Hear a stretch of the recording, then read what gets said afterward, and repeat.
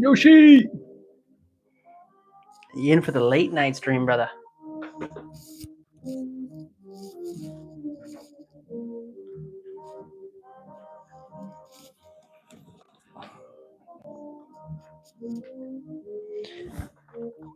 Strictly Bass, what's going on, brother? Just getting set up here, y'all. Y'all just jumped in early.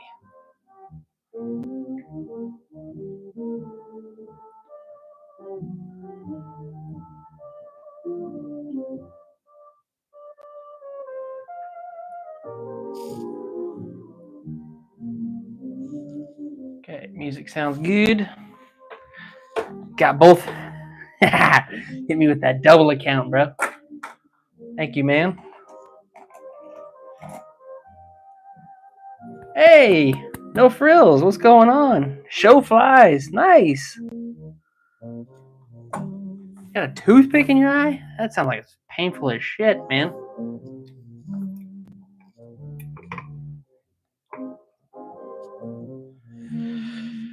Woo-wee.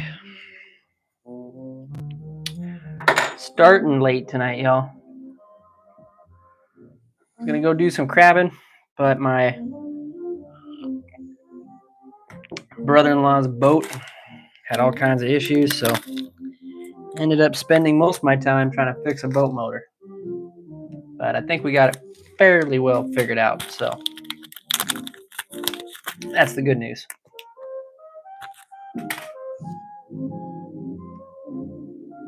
No toothpicks to keep my eyes.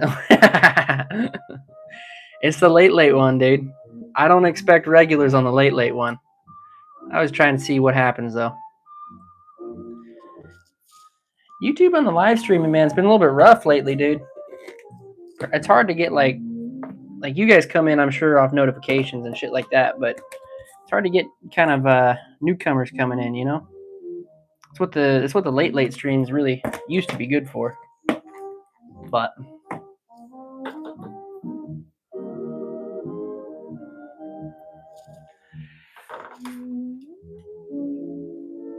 ooh,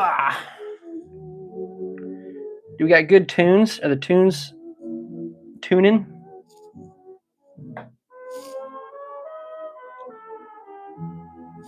Yeah, man, it's I think they kind of screwed up the algorithm a little much, but we'll just keep going through, you know. Christina, don't speak Spanish, but welcome. Hola, I suppose. All right, so I'm gonna go do some bass fishing on a new lake this upcoming weekend. So this variation of this fly was doing really well for me. So I'm gonna make a couple new ones of this because I got all kinds of different like chartreuse stuff. And so that's what I'm gonna kind of go for here. We got these chartreuse eyes. I got chartreuse. So you guys seeing the vision here? That's what I'm going for.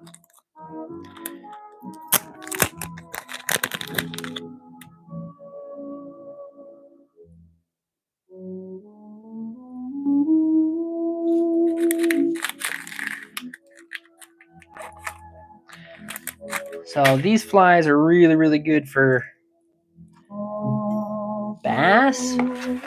That's the idea. And then I have some other special stuff that I want to use tonight too. So basically just setting myself up for Sunday, when I try and get out on a new lake and try and do some bass fishing. But let me get your glasses on.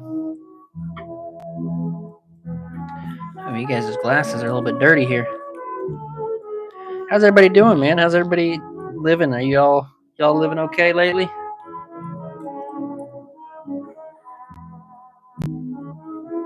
There we go.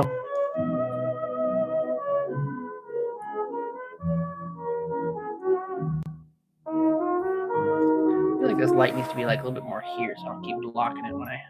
Yeah, that's better, huh?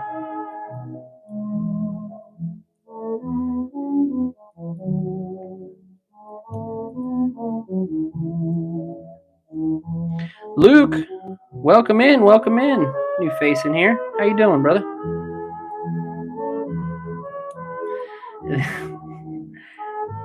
This is what I call the late stream, Paula. This is my late one. I go into deep into the night on these ones. But it's fun. I get meet some new people like Luke here.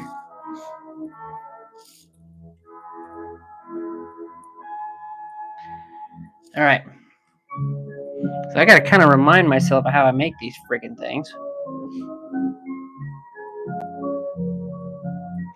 Let me get that eye in there first. That kind of sets us up. I'm gonna roll up to about there. I don't want to put my barbell too far forward because we got to keep a little bit of space for that rubber legs to kind of sit where we want them to sit. But what I've learned from a Clouser video, Bob Clouser, is really good at fly tying. Put them on the side till you get a couple of good wraps in on it, nice and tight. And then he says just roll it to the top once you have a good idea of where you want it to be placed at. So, yay, Mr. Viridi. I keep saying your name wrong, and I'm so sorry. But yes, you are back from yesterday. Welcome back, man. Thank you for coming back. Welcome to the late stream, my friend. This one goes deep.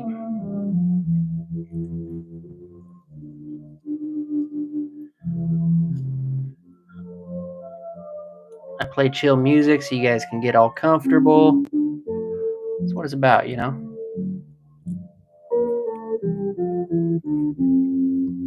All right.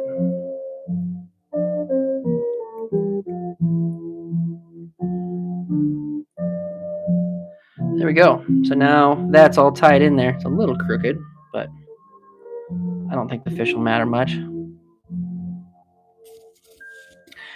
Nimby! Fishing with Nimby, y'all. If you guys want to watch some dude in a master class of these freaking of doing flies, make sure you guys go follow Fishing with Nimby.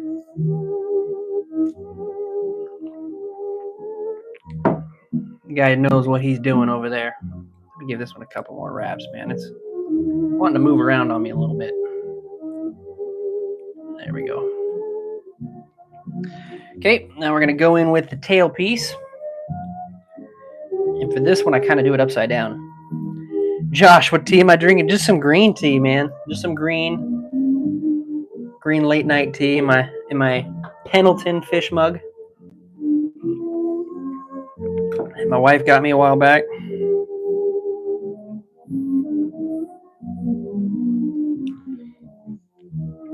And I'm going to pull a little bit of fur off the front of this so it makes it a little bit easier for me to lay in. We're going to roll our way on back.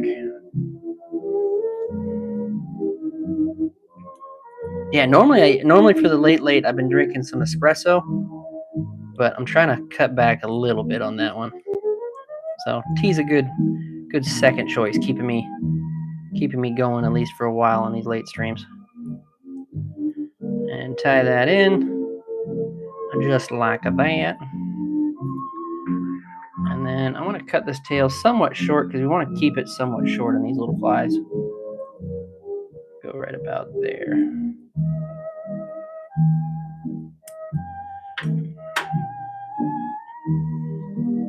The Swedish edit guy. Thank you, my friend. Welcome. I do not do saltwater flies. I don't do any saltwater fishing, mostly just freshwater, so that's kind of what I tie for. Most of these are just for me.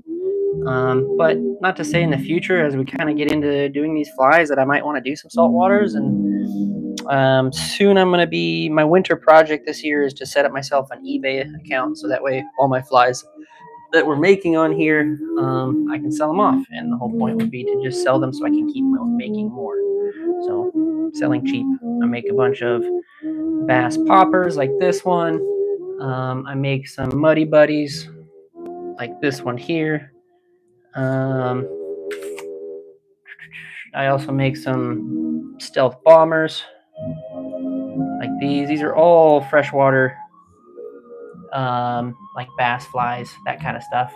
And then I also make some salmon jigs, some twitching jigs with some big old hooks like these. So maybe tonight we'll make a couple of those too. I haven't made those in a minute. So, yo, Affleck, what's going on, dude? Made it to a late stream, dude. Proud of you.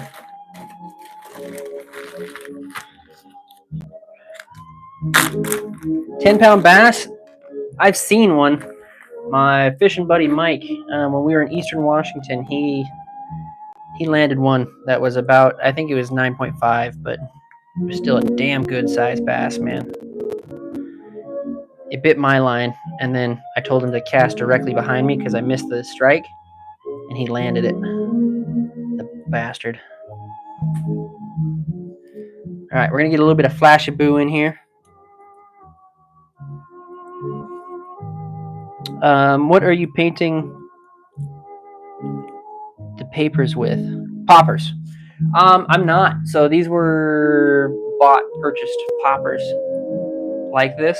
I purchased these online somewhere, and then I just kind of tie the backs of them. I really like these kind of style, but yeah, interesting ones for sure. I had them for quite some time. All right, so a little bit of flashy boo. We're going to tie this in right behind here. Lay it out over top. Get a couple loose wraps. And we're going to curl that back just like so. 50-pound catfish. Bro, I have never fished for catfish. Washington State, or at least where I live, there's not a lot of people that fish for them. And so I've just not had any opportunity to really fish for big catfish, or at least catfish. There's not real big ones in my area is what I should say, actually. There we go. That kind of covers the top of this a little bit. It just adds a little bit more flash going backwards. All right, Paula, have a good night. Tell Uncle thank you for me, by the way, today. He helped me out quite a bit.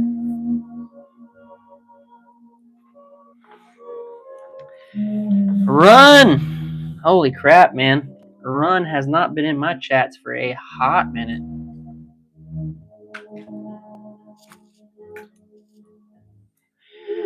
Do I have carp? I don't think we do. I know we have catfish, but I don't think we have carp. But the catfish don't get very large, Josh.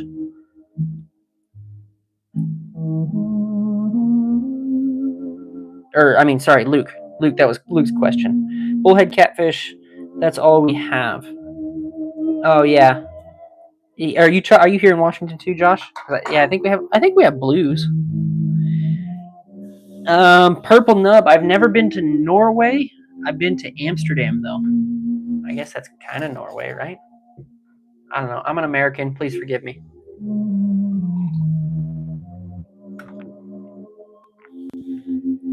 Yeah, carp I've heard are nasty fighters. They like to fight hard. I would like to do that sometime. All right, so I've got some. Nimby might know the technical term for this, but I think it's called crystal chenille. But I've got a little bit of this crystal chenille here, and I'm going to throw some of this in just behind all this stuff to kind of, again, flavor the tail end of this. Everybody likes a good ass. You know what I'm saying? So, I want to make sure all kinds of stuff going on in the back here, because when this fly is popping around in the water, all of this is just enticing.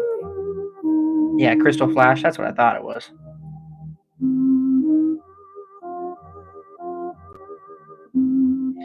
If you guys don't mind, all you guys hanging out with me, all the newcomers and old timers, YouTube's been kind of throwing me for a loop lately. So if you don't mind throwing a like on the stream, and if you like this kind of content, make sure you guys subscribe. It helps me out a lot. I'm a small channel. But I do this every Wednesday or every Thursday and Friday. I either do flies or some variation of some kind of lure. I make all kinds of different lures. I don't know if I'd necessarily eat a carp. I'll give you that one there, dude. I just want like a couple wraps of this stuff because, again, it's just to kind of get around the back, and we're actually going to end up covering it. Oops, I went the wrong way. We're going to end up covering this anyway.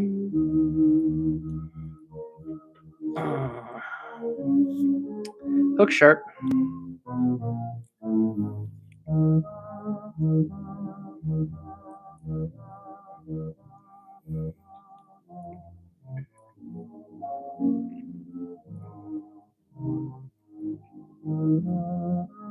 Okay.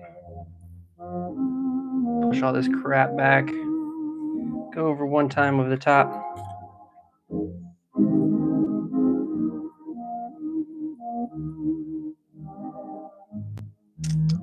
Say what? That fly he's making is huge. It's pretty big. We have pretty sizable bass in our area, so in retrospect, it's not terribly large, but to like nymphs or something like that, yeah, this is definitely much larger.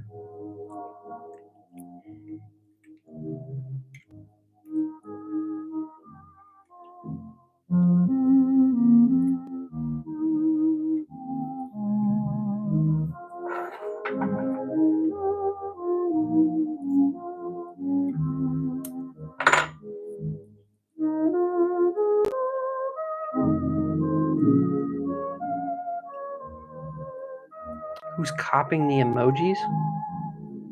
I don't know what that means. I'm not too old. So there we go. So I basically went back over that with the line, and that's now shoving everything back, which is kind of what we want here. And don't worry, all this ugliness will get covered up. But now everything's kind of, we got all kinds of flashing going on the back end of this thing. I'm going to be going for salmon for the next 2 weeks. Sockeye are running kings. Yeah, dude, up here, I'm trying not to get the FOMO right now, but we have pinks still running in the ocean. They're not quite up in the rivers, but next weekend I'm going to be trying to do some king fishing. So, and if for you guys that aren't around this area, these are king salmon. These are what Nimby and I are talking about. This is what we come to catch. Not necessarily with this fly, but with some of the big jigs I make, we catch fish like this in my area. This was my all-time top dog at 27 pounds. I'm hoping to top that this year. So, delicious, delicious fish. For our area, Nimby, the runs sound like they're going to be good.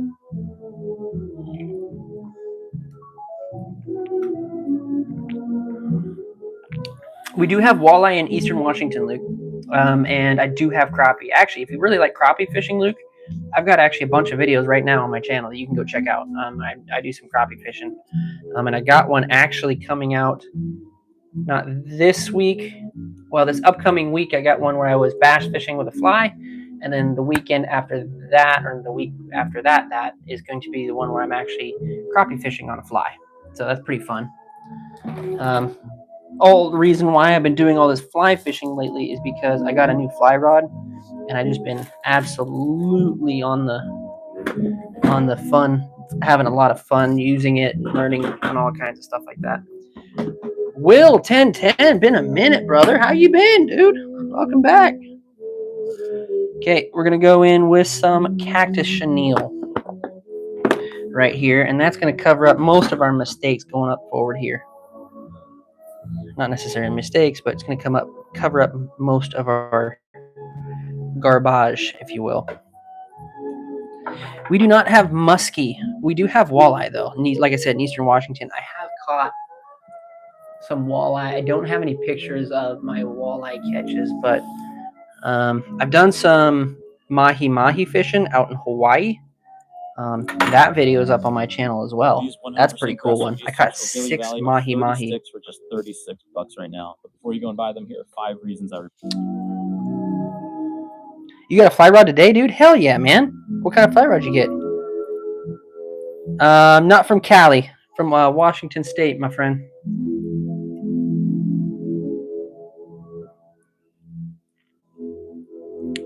Do you have whopper ploppers? I do. I do use whopper ploppers. I use conventional gear as well. I'm not just a fly fisherman, so most of my flies actually just imitate what I use a lot of in my conventional gear.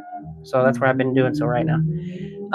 Purple nub, I'm trying to set that up. I'm still somewhat new to this stuff, so like I said earlier, my winter project is to try and set up some eBay or Etsy or something of that nature to sell my flies and my jigs and stuff like that. The reason I haven't so far is I make what I kind of feel like making, and so I don't want to just be making like here's 20 of this color, because it is not fun to watch, and it's not fun for me to make. And I don't do this full time. I purely do this mostly for the enjoyment, for myself and for you guys. So that's why, like, half the time that I'm doing these, I kind of take suggestions from you guys on what colors we choose and stuff like that. Makes it fun. So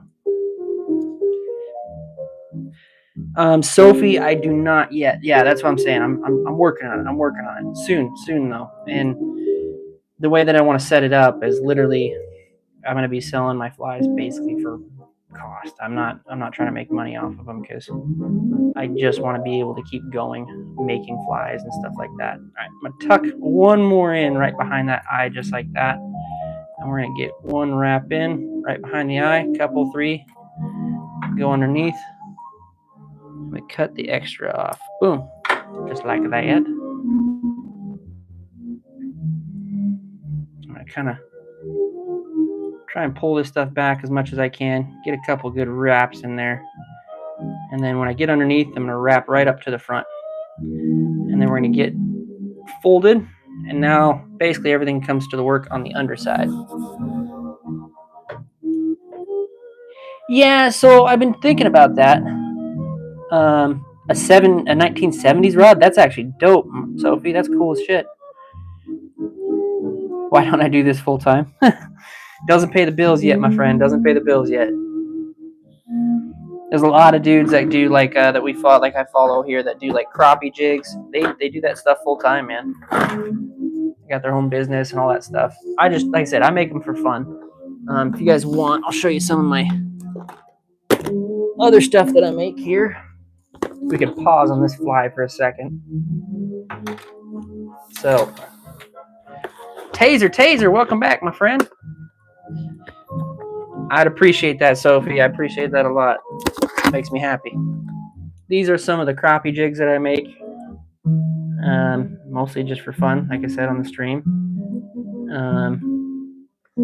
And then sometimes I add, like, specialty stuff to them. A little bit of blue flare to them. And all my jigs get made by my old man, who comes on my streams now and again. And he's a hoot to have on here. He's a hilarious dude.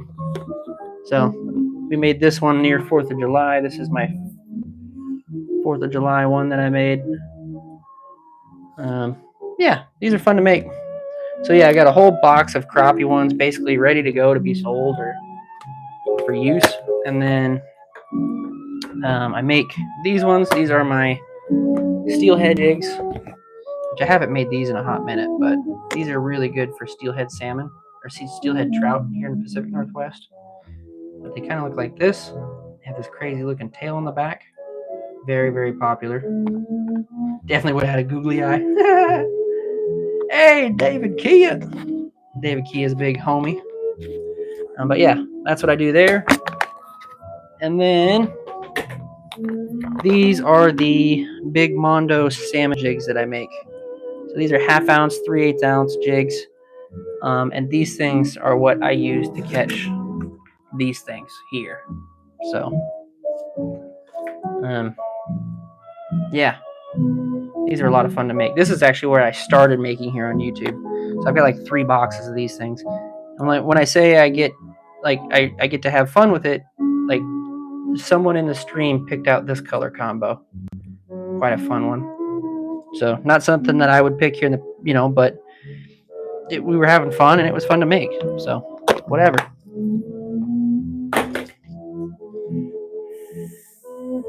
Not yet. We're working on that, Sophie. I'm working on that. Yeah, dude, we kicked up there for a minute. Said, if you guys don't mind, if you're just sitting here watching me, if you guys don't mind, throw me a like on the stream, because it helps me immensely. Okay, now we got this thing turned upside down. We got to add some funny legs in here on the front of this thing. So, I'm going to pull the legs out. Hey, thank you so much, Sophie. I appreciate that a lot. That means the world. I appreciate that.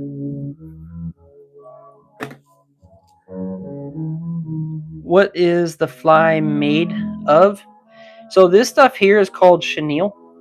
This here is called zoinker, but it's basically, this is a strip of rabbit leather with rabbit fur on it. And this is more or less just all this stuff, and this stuff here is just all synthetic material. For fishing for mumbia. That's actually dope, man. Right on. Skidio from India, huh? I use a lot of white and red. White and red's popular for a lot of fish. I figured as much, Vertelli? I keep screwing up your name, dude. I feel so bad about it. I figured as much because you came through the second time, man.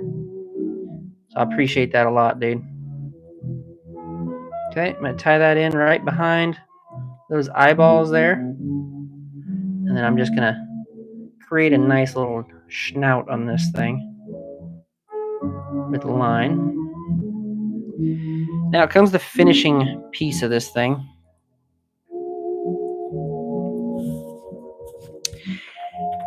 Australia, Boys on Wheels. Right on, dude.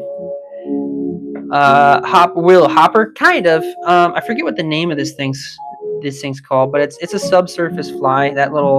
This is a barbell weight, and basically it's just going to help it jig underwater. And then this just gives it some action. Okay, so this tool here is a crazy looking tool. If you've never seen this thing before, 8 o'clock is crazy. It's 11:30 for me currently.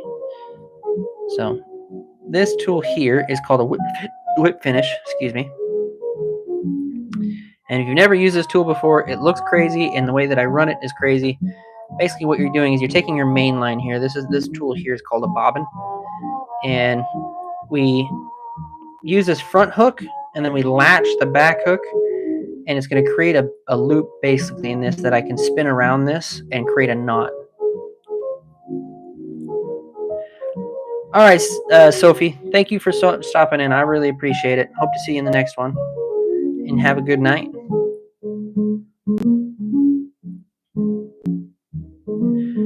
Replace the B with a VR. Vreedle. Okay, we'll rock that. So, yeah, sorry guys, I got distracted there, but I hook the front just like that, kind of hard to see, and then I take the line and I go around that back kind of notch right there, and then I flip this over, and that creates that, you see that kind of loop there? That's basically our knot, because I'm using the front line, pushing that over top, and I'm wrapping over that front line, doing that a bunch of times. And then I can just pop it off the back, pull my line at the same time. That little front nose piece comes out, and that basically created a knot in that. So now when I cut this whole thing's not going to come apart on me. Just like that.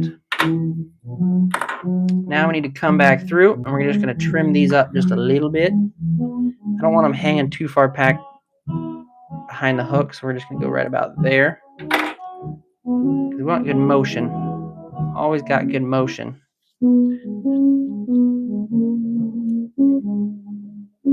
Is it one fly per stream? No. We make a whole bunch. So as long as y'all happy, as long as I'll be here. At least late night streams can run kind of late.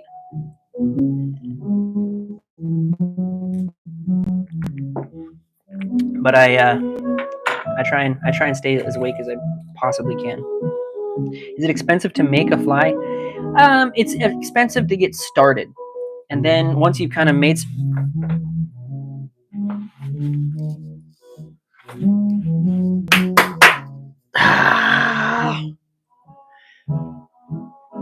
no frills, you're the man, dude. Thank you, brother. No thrills, you are a killer, dude. Yo, I appreciate that, man.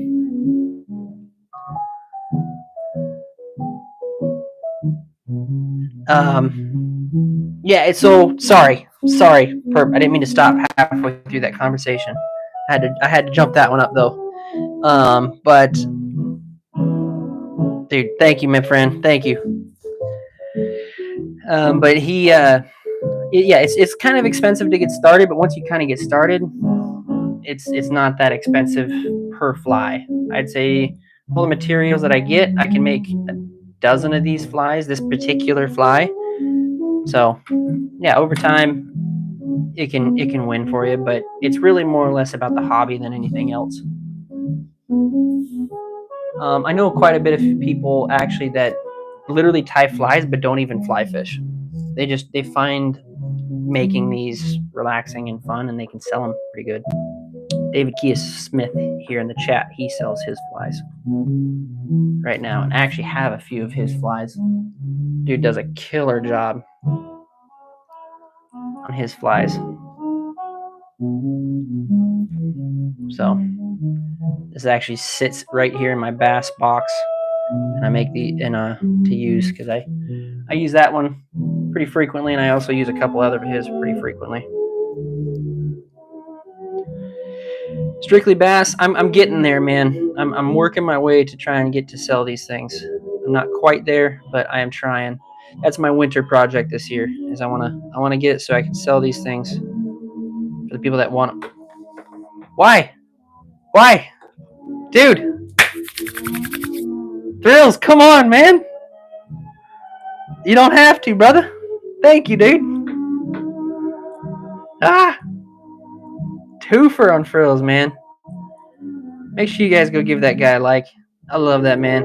You guys also, like, that's another person here in the chat. If you want to get into the hobby, there's a bunch of people right here in this chat that make this kind of content on YouTube. Frills is one of them. Frills is a really good dude, and he makes some really killer flies. He's actually in on the other side of the world from me here too. He's on the Europe side of stuff, so he does a lot of carp flies and stuff like that. So if you're into that kind of stuff, make sure you guys go give him a follow. Hey, thank you, Bert. Appreciate it, man. Oh, we gotta turn the lights off. Get that UV. You guys saw me using this stuff here.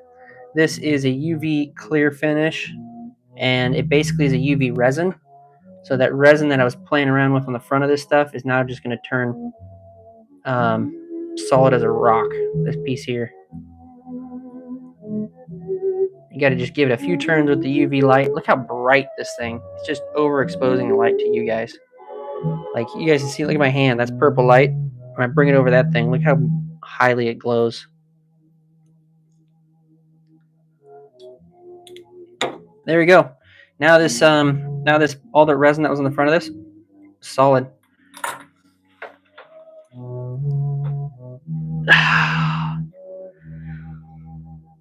Frills, come on, dude.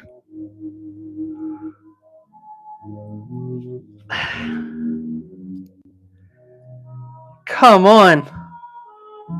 Some Fritz. I don't know what Fritz is, but I'll do it for sure. Whatever it is, I'll do it. Can the next one be a blue and pink one and the top's purple? Blue and pink. How about pink and... I got some pink and purple. Yeah, I'll do that color combo. We'll do that for sure, Perp. Would investing in an Orvis tying kit be a good way to get started? Absolutely. The Orvis one's pretty good. You can do all kinds of the Amazon ones cheaply. I think the biggest key, though, is don't... Sophie, welcome back, by the way. is don't short yourself and get this one. Here is a Renzetti Traveler. So this one, you gotta let me talk. You gotta let me talk, bro. You gotta let me talk. Thanks, man. This is a Renzetti Traveler. This thing here is kind of on the higher end. I've been doing this for a while, and I really got into it. So my wife actually surprised me with a gift, and this was the gift. This is Renzetti Traveler, so it's a high end one. But what this is here with this bend to it is this is a rotary vise. That's why you see me spinning this thing around. That's what makes this thing a rotary vise. The reason why that's really handy is because when you have a hook, hold on while I get a hook set up here. When you get a hook in this and you set it right and not like a monkey like I am, the shank of the hook sits straight. So when I spin this, all my chenille or what I'm wrapping on here becomes really easy to work with. And then if I need to get underneath the fly and put like that the barbell on the underside, it's really easy. I just think that you can get some really cheap rotary vices online instead of something like this vise here, which is not a rotary vise. This one just kind of, it locks into position, but it's basically locked straight, and that's it. I can't rotate this very well. I can't really rotate this thing really at all, and it just kind of limits you. So if you're gonna get started, I would say find a cheap rotary, if nothing else. So that way it doesn't kind of hinder you later down the line when you start to really kind of pick up speed and learn a bunch of stuff. So, Frills, you're a killer, dude. You're a killer.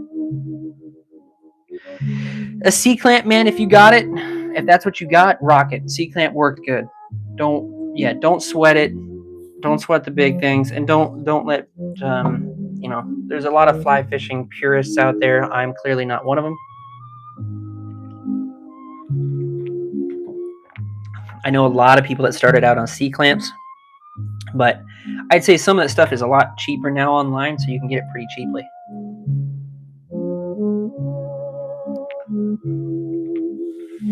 Are spinners great for brown trout? Yeah, absolutely. Attack.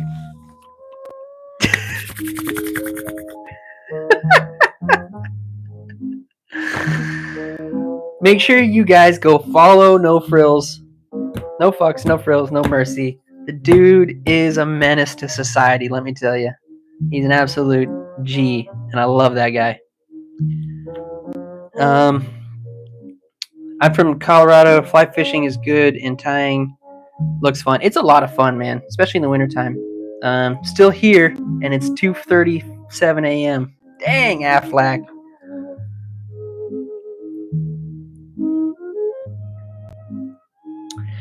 North RC. Well, I've been trying to get into the hobby. Do you have any recommendations?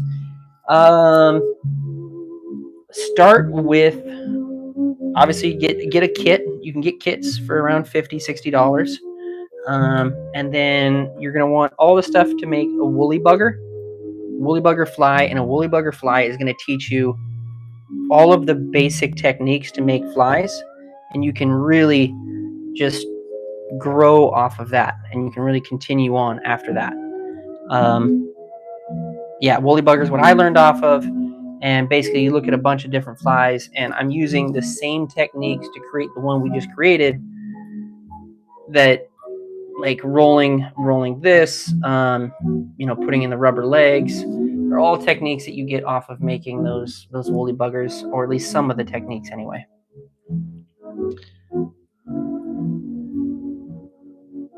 Euros, I know. Yeah, he's from Europe, dude. Where have you been looking? All the kits I've seen online are $100 plus. I thought it was on Amazon. There was some like tool kits plus the vise kind of situation, but maybe I'm mistaken. I've had this vise for a while now, so I need to maybe go look, and I might post some like beginner kits on my channel at some point, so that way we can kind of refer back to it. All right, I'm gonna get going again. Someone said purple and pink, so we're gonna do something of that nature. Let me get set into that for a second. Temu kits, yeah, sure. Yeah, woolly bug is great. And then honestly, like I keep a list. I keep a list of all flies I want to learn, and then just kind of go back through it. Oh no! Oh, he's back. Did I see Oregon in here? Yo! Oregon! What's going on, brother? Yeah, fly tying doesn't save you money on flies, but it is, if it's a hobby you want to get into, it's a lot of fun. And I will say, man, you catch a fish on a fly that you created. Not only is it rewarding to catch the fish on a fly, or just catch a fish in general, but something that you tied up, something that came out of your head, and the fish ate it, dude. It's like you're on cloud nine, I tell you. Kat, welcome back. How you doing? Been a minute. Scotland. That's right.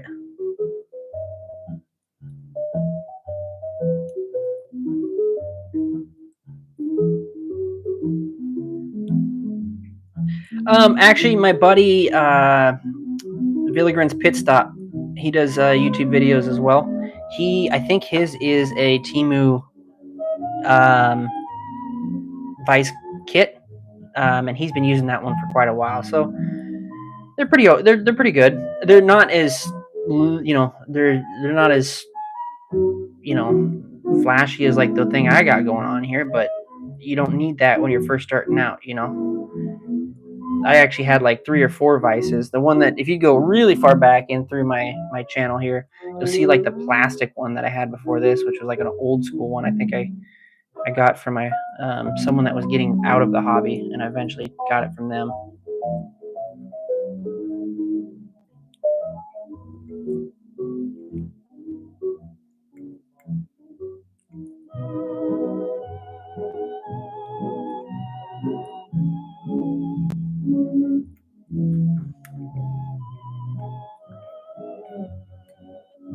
Okay, we got our eyeballs in there just like that.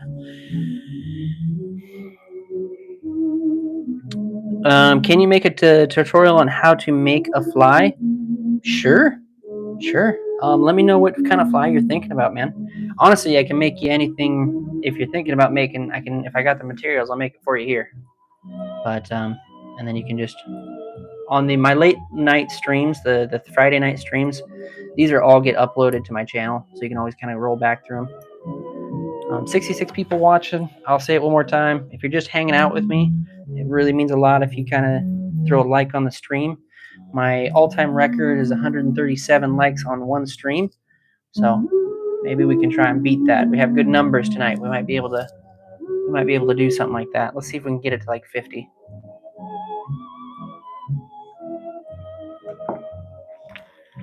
It is Friday for me. Right, well, it's going to roll into Saturday here in a minute, but Kingfisher has a few that look decent. I did look at those Kingfisher ones, Will, when I was originally looking. They do look nice. My buddy, which buddy? You may have to scroll forward in the chat or in the stream. Sometimes you can kind of get stuck behind a little bit.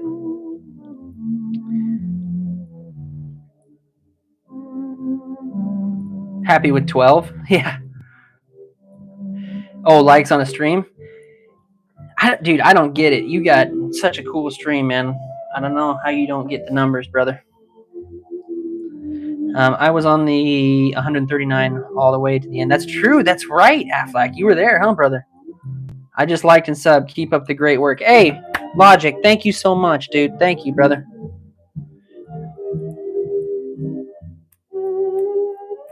Good deal. Yeah, I mean those. You were the north. You found the 155 flies for 50 bucks. That's a screaming deal, dude.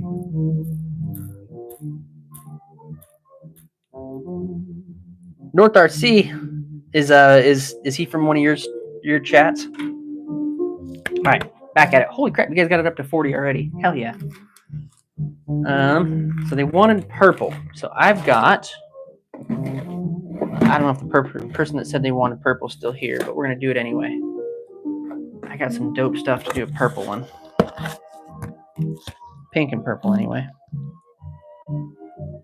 We're gonna use some of this. Ooh, I got a perfect amount. Pink and purple tail there. We'll use that one. Micaiah, welcome in. Yeah, I'm getting there, dude. I know. I get stuck in the chat, dude, and I don't get I get lost in the sauce, bro. So this is called a rabbit zoinker strip, and this is literally a strip of rabbit leather with the fur attached, and we're gonna just basically put this upside down right where I stopped the thread, right about there. My second vise was a Temu rotary at 35 bucks, tied over 2,000 flies with it. Yeah, those Temu ones are pretty dang good. And then you can, with those Temu ones too, when you kind of use and abuse them a little bit, because you don't, at the beginning, you don't know quite how to use them and do the right things. You don't feel so terrible. Like I've already screwed up my freaking vise here, so. There's a piece that screws into the bearing right about here. Screws in on my side to about here. This little black cat piece. And it unthreaded itself one night and it fell on the floor. I couldn't find it. Well, I found it the next day with the vacuum and broke off the thread piece on the front. So I got to order that piece again. How heavy is this fly? I mean, this is not a heavy little ounce of weight here. This is a tungsten piece, but flies, you don't necessarily want them too heavy. Like I have some gold-headed ones, like this one. And oh, god dang it, where is it? These are heavier lead on these, or metal on the front of these eyes. And these things get kind of hard for me to throw. So I typically like them a little bit lighter and use my line to throw them. An orange one? Sure. Absolutely. And black lure? Okay. Orange and black. Got it. If I remember. Might have to remind me one more time. All right. So on top of that pink and purple, we're going to do, oops, not that.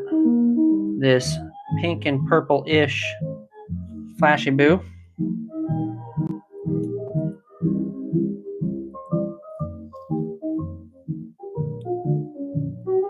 I'm just going to tie that in like that on the top. We don't need a lot of this stuff because I get a few rounds in and then I can kind of just fold that on back like that.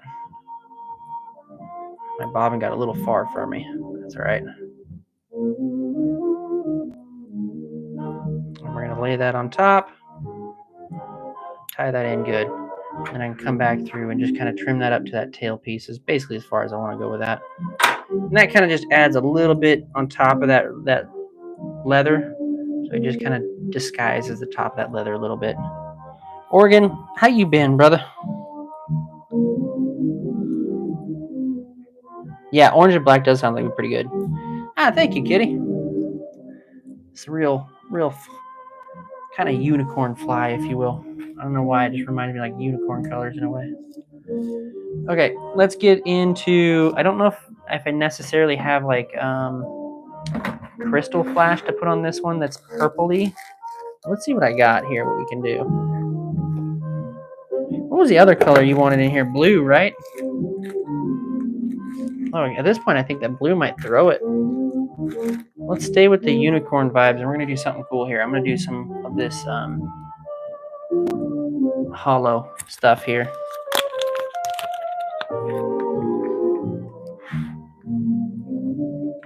Perp, are you cool with that? Can we do this hollow? I think it might achieve something cool. I think you might like here, dude.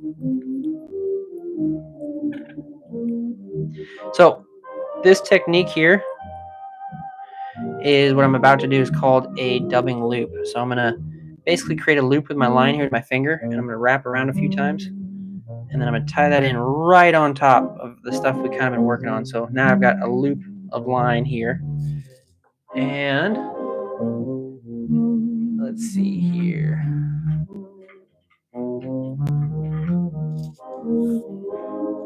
This here is a dubbing loop tool, and what it does is it kind of helps me hold that loop open while I'm putting in some of this crystal flash here. I'm just gonna get just a tiny bit of this. You can really go overboard with this stuff, so I'm not gonna use a lot here. I'm just gonna line them up a little bit. Do I live in England? I do not. I live here in Washington State in the US of A.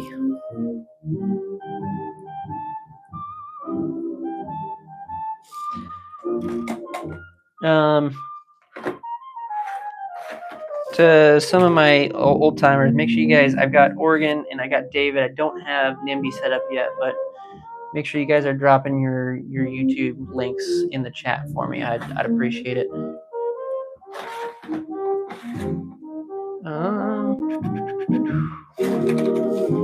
There it is. There's my wax bar. Ooh, 42 likes. 42 likes. There we go, guys. See if we can get it to 50, y'all. All right, so I put a little bit of wax on the line. That just kind of helps, kind of this crystal flash stick, and so I don't have to fight it as bad. Sticking it in here. We're just gonna spread that out just a little bit, and just like that. That's kind of what we got going on here. And then I'm gonna start to spin this up. I'm gonna do it on my side because it's a little bit easier. Purple. I stream on Thursdays and Fridays. My homie Oregon here, he's going to be doing some steelheading here shortly. So if you ever wonder what like steelheading is in Oregon and that kind of stuff, he makes some really killer videos. So make sure you guys go give him a follow too. Are you sure I couldn't get some stuff from the fabric store, like thread, hair, and etc.? Sometimes you can. Yeah, you totally can. There's like craft fur. Maybe you can find some of your chenille stuff there. It's going to be kind of hard to find the thread because there's kind of the thread is a little bit more particular. It's 140D is the type of thread that I use, because it's 140D is pretty much a all-around thread that I use, and it's really good because I tie all kinds of different stuff, and so I don't want to be just stuck to one type of like I don't want 1,000 different thread types, and I don't want to remember 1,000 different thread types. So 140 is plenty enough to do my big steelhead jigs, and it's also dainty enough to do some of these flies.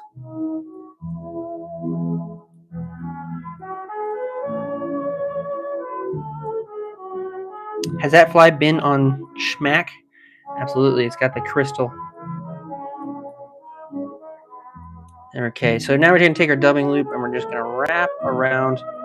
I'm going to keep it as tightly to the back end of this thing as I can, because just like that other crystal flash we used earlier, we're just going to cover it basically once we're all said and done here.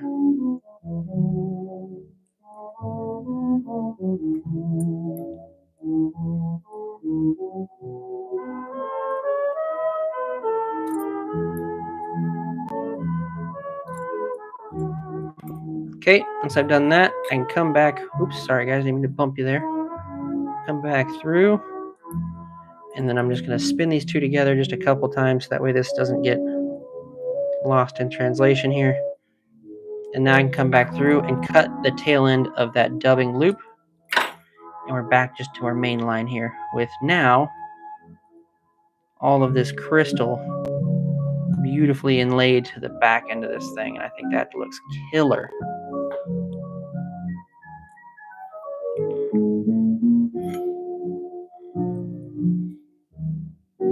Is that thread just sewing thread? It is not. So sewing thread is going to be a little bit thinner stuff. This here is ultra thread, and it's all 140. So 140 is referring to that number right there.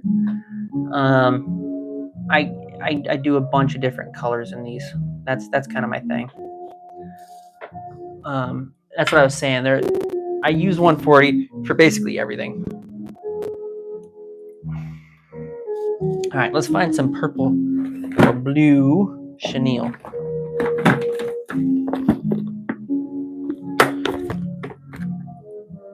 Oh no. I still might add some of this in. Damn it. Look what I just found. How perfect would that have been? We're still going to do that.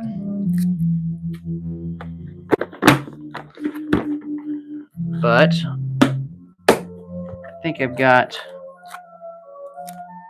this body here. All right, I'm going to...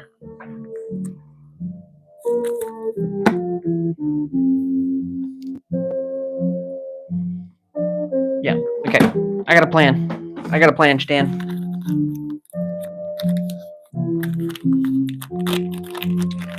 Kitty, I do request. Yeah, this was someone's request right now. So throw out your suggestion, and I'll see if I can't throw it in the mix here. I'm thinking I want to throw in some of this just right in front of the eyeballs, so because this is going to stay pretty thin.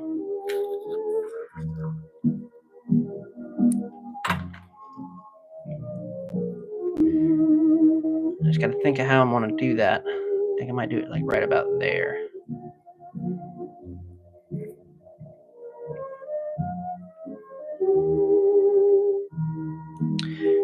Yeah, just take a look at it. Some of those Temu vices are sold separately with the tools. Really, with the tool stuff, man, don't sweat it too hard. You're just going to need like a few items. The items you would most likely are going to need are going to be... Sorry, let me finish this. Can only do one brain thought at a time, apparently.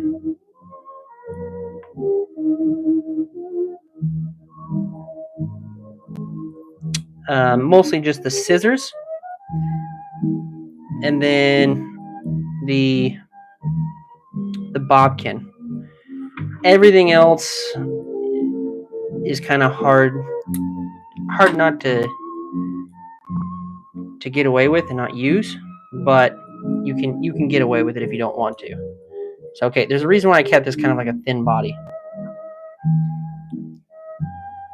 because when I come back in through this, we're going to roll back just a tad. That's going to create a nice topper to this body.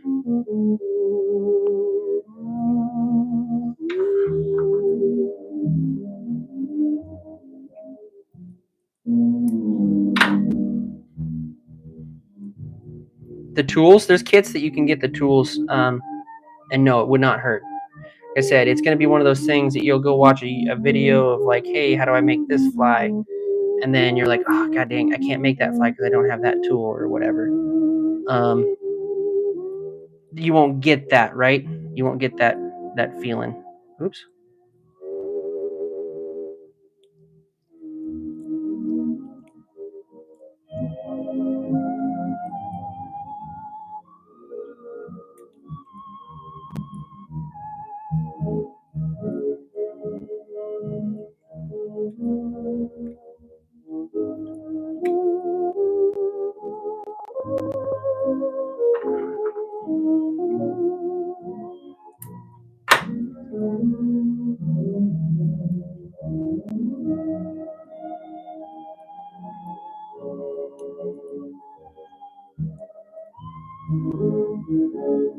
Trying to gather all these guys to the back here. There we go. I'm gonna do that over the body, and then I'm gonna use just a little bit of dubbing at the front here. to cover everything up. Get 20% off air conditioning. Plus, save on mini splits, heat pumps, water heaters, and furnaces. Get fast, budget-friendly, reliable home services from Pacific Plumbing and Electric. We're here to help.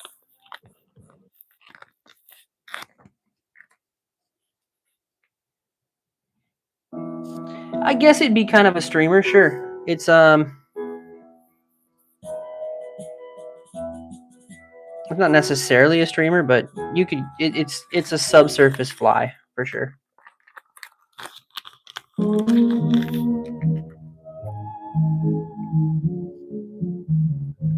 Okay, got a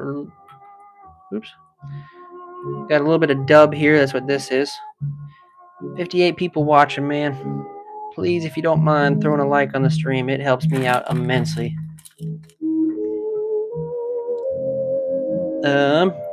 Get that good and waxed up on the line there so I can throw in this dub.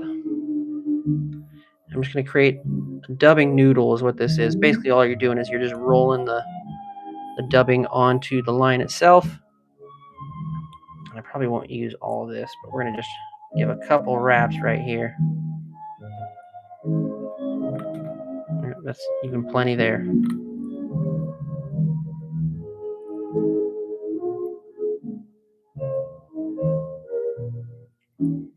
Tuck that right up behind the eye. Just like that. And now that looks like a little glob there, right? But wait, there's more.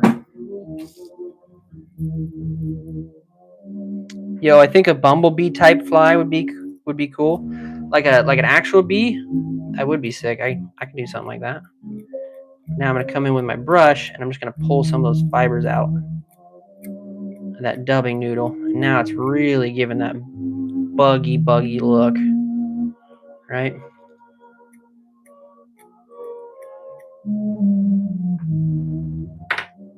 Now we've laid in all kinds of different layers of flash into this, and basically the tail's now just acting as like a meat piece of it. Now we just got to come in with our front here, finish out the front a little bit.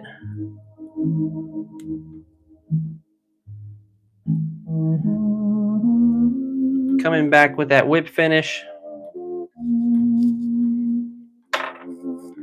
Wherever I put that freaking tool at, there it is.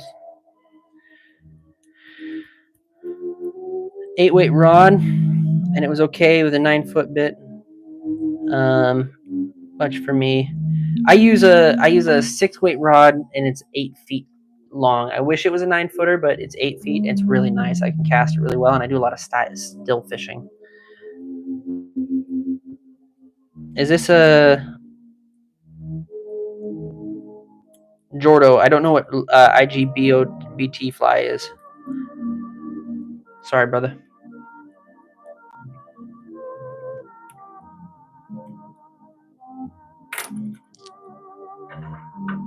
Sophie, welcome back. Okay, now we got to go in with our resin again. Liam, absolutely, it's a fishing lure, man. It's a fly fishing lure. Welcome into the stream, my friend. Ooh, 47 likes, guys. 47 likes. Can we get it up to 50? That would be killer for me tonight. I was kind of thinking about not coming on, but I'm really glad I did now.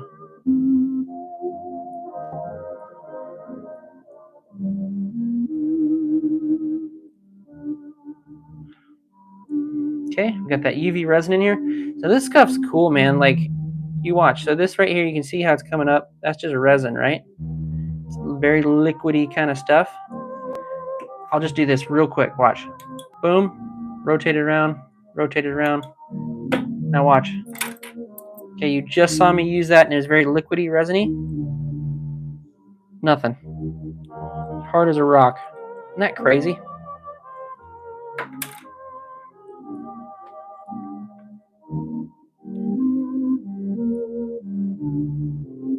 Fish lakes, man. North RC, that's what I do, dude. I don't do rivers much with flies. I still fish.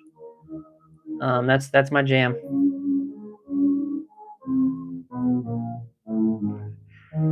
5 likes from your account. Hey, 51, y'all. Let's go. Thanks, guys. There we go. Perp, that is your fly, my friend.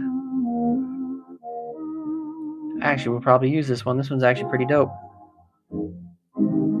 I think once that tailpiece kind of gets wet and that thing really starts to narrow out, it's going to somewhat react like a clouser fly. It's going to be a real narrow little fly. And it's going to have a ton of action to it, I think, and a ton of flash too. I think that thing's going to be pretty sick in the water. I mean, it's built to like a clouser fly at this point. We didn't do legs on this one. I kind of forgot that. That's all right. Like I said, built like a clouser fly. Oh, yeah, take a screenshot for sure, dude.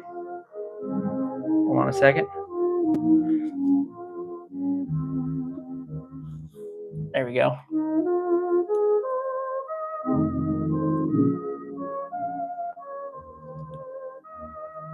Like the hook bend? Yeah, these are here, NIMBY predator flies, dude. These freaking Kamagatsus, the stinger styles, B1, B10s. These things are the shit. I like a long offshoot for flies.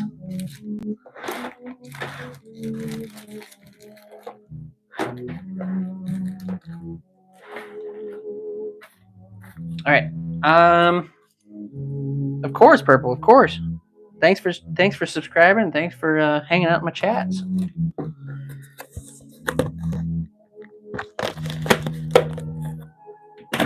We're gonna do a black woolly grub.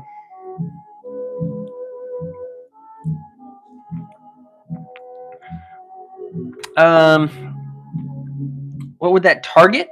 Mostly bass, panfish, that kind of stuff. I've caught crappie on those, but I've actually caught some pretty decent bass on those too.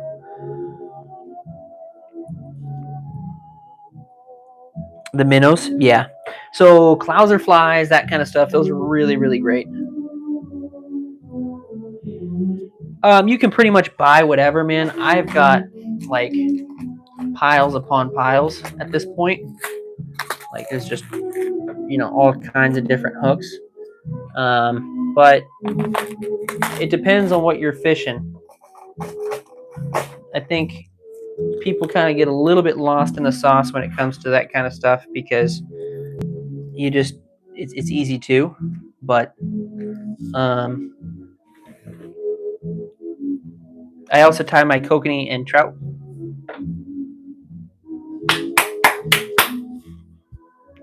No frills, come on, dude. Let's go. Thank you, brother.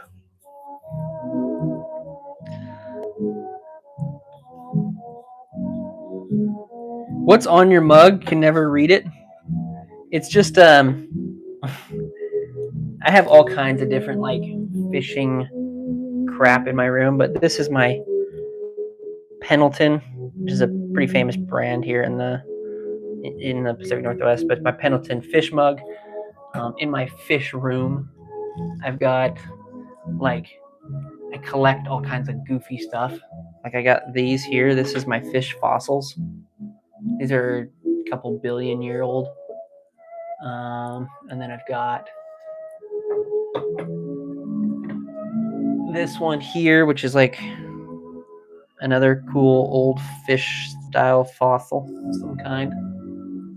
And then I've got like a megalodon tooth fossil. I don't think it's megalodon, but it's a fish tooth fossil. That one was pretty cool.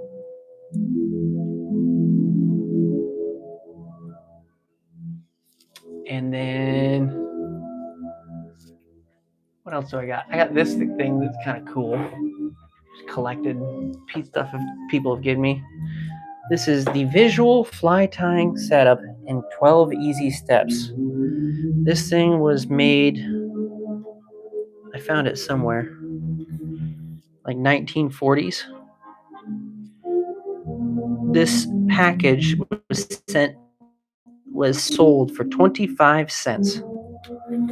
Or you can get the whole collection for $1.50. But basically what it had inside is it was a fly with step-by-step tutorial going through it.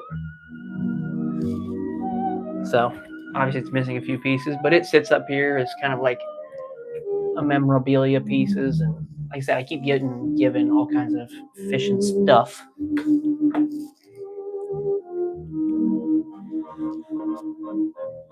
Leaders at a 10-pound mono, they aren't tapered. Will that work? Sure. Yeah. You might lose a bit of action on the fly, but if you learn how to do the loose knot fly or tie, it's not going to be a problem at all for you. Okay, we're going to do the woolly grub. So I'm going to use a slightly smaller hook for this one.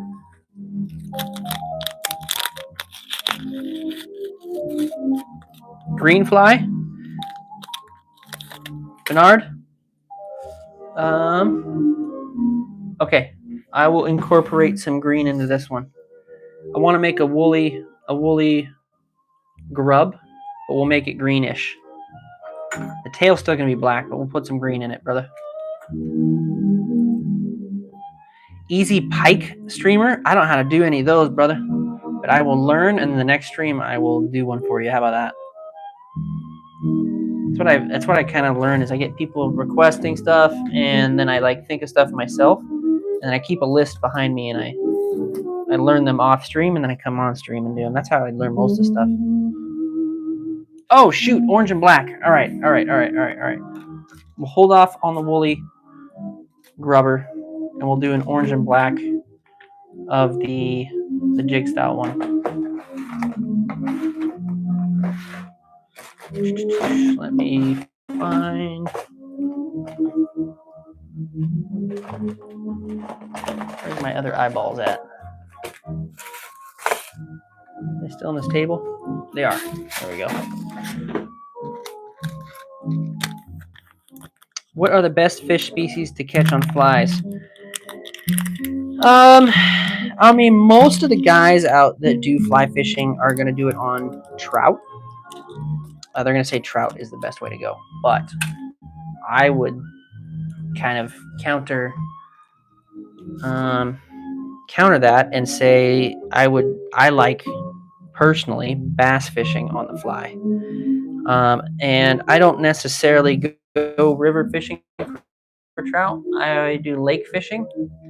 So that in the fly fishing world is called still fishing.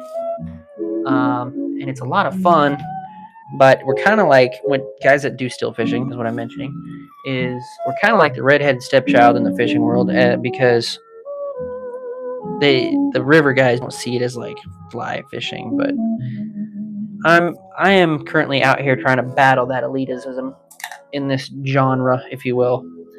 And so I would say any type of fishing that you want to do, as long as it's not snagging, is fishing. And it's all good terms on my end. So.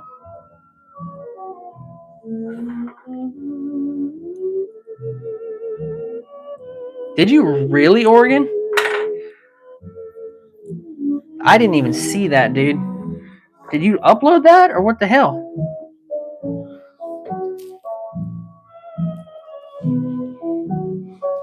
I just stepped on something, guys. Here, hold on a second. I don't know what I stepped on. It felt kind of sharp.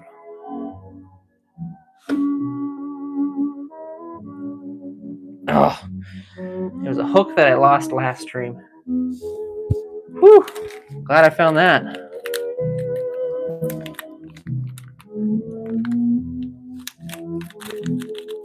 And then the bumblebee. Yes, Bass. And then the bumblebee. I'll try and push through these pretty quickly so that way everybody's request gets made. I might do the bumblebee like I would dry fly, to be honest with you.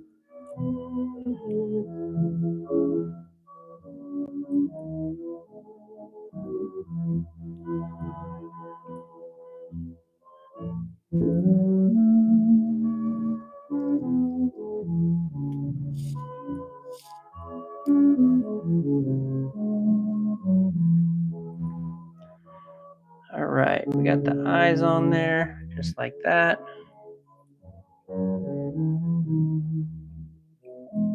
Okay, gotta find the leather strip in blue. I don't know if I have any blue, but if we don't, I've got the option of black.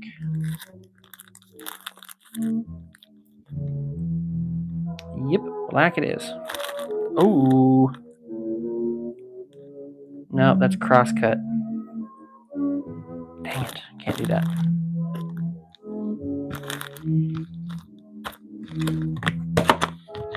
So now you guys can kind of see a little bit too of like, you've seen me make 2 of these and they're basically the same technique, but the way that I make them is, you know, slightly different.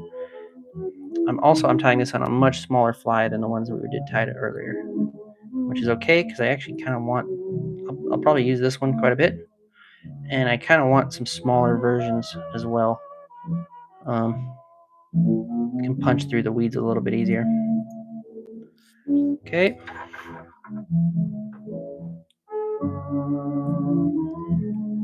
Chop the leather right about there.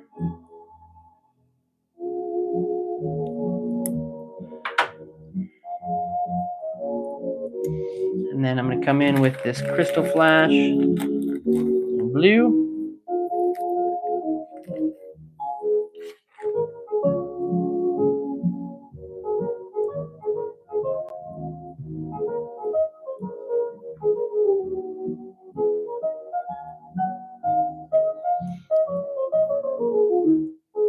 All right, Purple Man, thank you so much for hanging out, dude.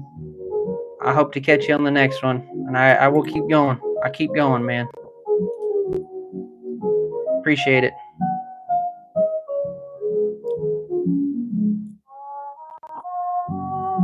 Orange is coming in. Orange is coming in. Wait, he didn't say orange, did he? He said orange, black and blue, I thought. He say orange and blue. Orange and blue. He did say orange and blue. Okay, we'll do it in the body. That's right, because I don't have any orange tail pieces right now.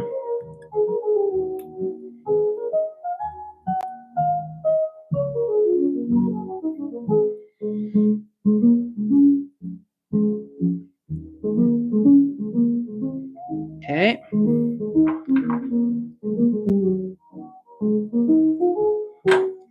Ooh, damn, that looks good. Mr. Block, I thank you, man. I thank you. I will keep it going, man. As long as YouTube lets me. And as long as I keep getting people commenting and stuff like that on my videos and such. That makes me feel good. All right, some orange we got.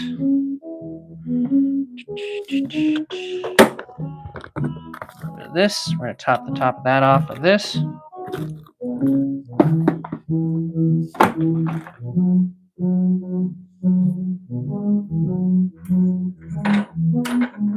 Strictly Bass saying hi again. That's all good, brother.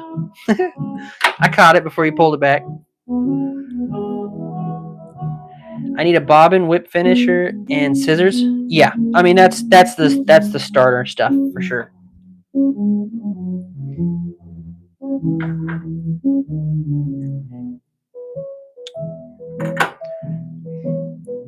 North, if you get started, brother, and you want to do like a duo stream, let me know, man. We'll tie some stuff up together for you, my friend. Ooh, this orange and blue is sick, dude.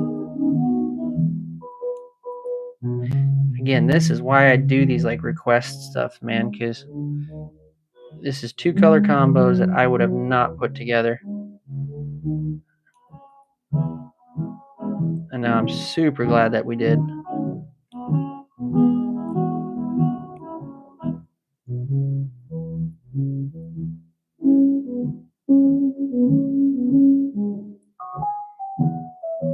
Okay, got that in pretty good.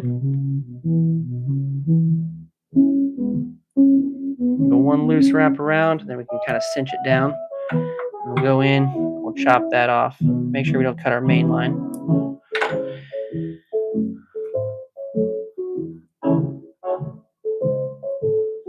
Why did I get the mic? I've had the mic for a minute, Nibby. I run 2 mics. I got one on my music right now, and then I got the one hanging around my neck.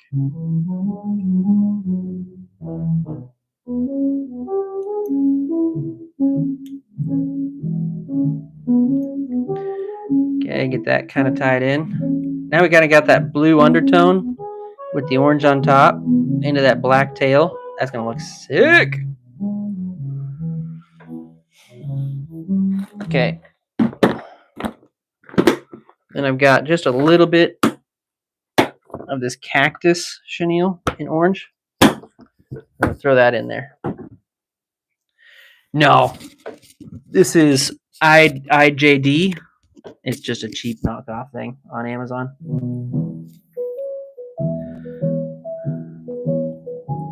Little fishy. Yes, sir, it is for fly fishing, man. Thank you so much for dropping in. Hell yeah, dude. North, do it, dude.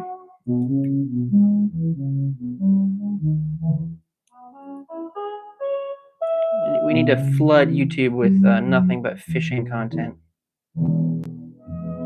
Many people I can get into the sphere of doing this stuff, the better.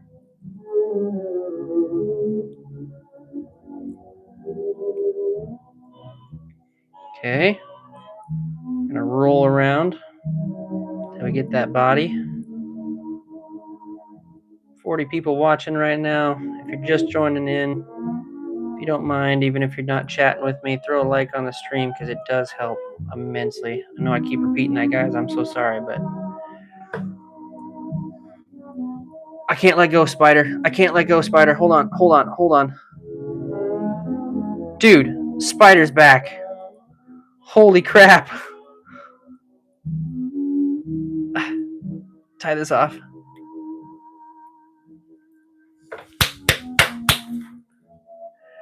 For another 2 hours, Spider? For another 2 hours, bro. I'll do what I can. Man. I'll stay on for another hour. I promise that.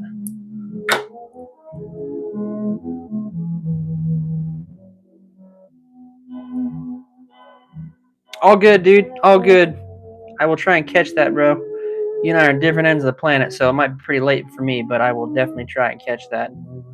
Make sure you guys go give no frills there a follow if you haven't already. He's doing some great stuff over at his channel, and he's a really cool dude. So if you haven't already, go throw him.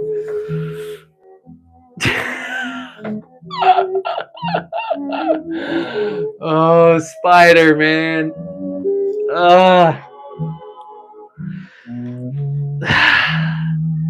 Do you recommend a good fly tying vise? It depends on how much you want to put into it, man. I use this one here. Thank you, Spider, by the way. You're an absolute legend. But this is the Renzetti Traveler. That's what I use, and I have it in the purple. That's just my favorite. I think it looks dope as shit. And then my buddy David Key of Flies, he has the orange one in purple. But the OG owner of the purple Renzetti Traveler is none other than Oregon Fishing Adventures himself. And he's the first one that I saw have it. And I am not afraid to admit that I absolutely copied that guy. Yeah, it's the high-end one. I wasn't going to buy it, but my wife actually, she surprised me with it one day. So super thankful for that.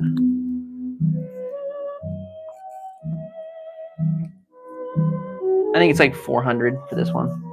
But see, I've been doing this for a while.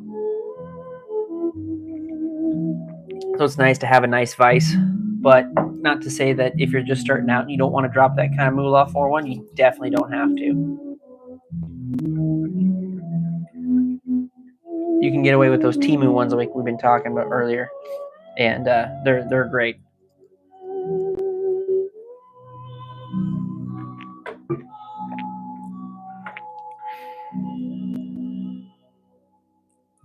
It does function great. Yeah, I am super happy. I've never had a pedestal vise. I've always had clamp vices.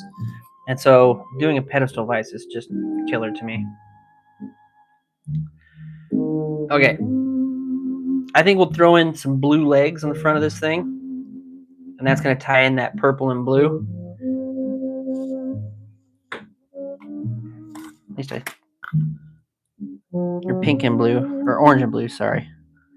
Do I have blue legs? Damn it. I got purple legs. That's close enough.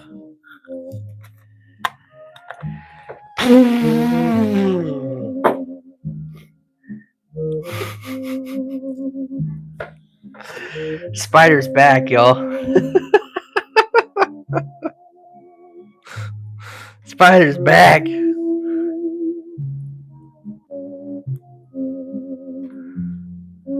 Seriously, dude.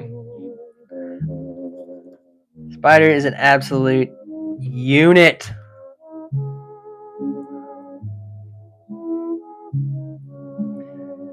Okay, tying in these leggers right on top here. I think the next one I do of this one, I'll get more blue. I just don't have much blue right now. But either way, I think this has actually turned out really, really nice. This would be, I know the color combo seems crazy, but this would work so well for bass. I definitely think I will probably be using this one here this weekend. I'll be making a video too, so I'll make sure to shout you out, my friend. Hey, welcome back, Sophie. You're back? Dude, I didn't even know you left, Spider. It was so sudden.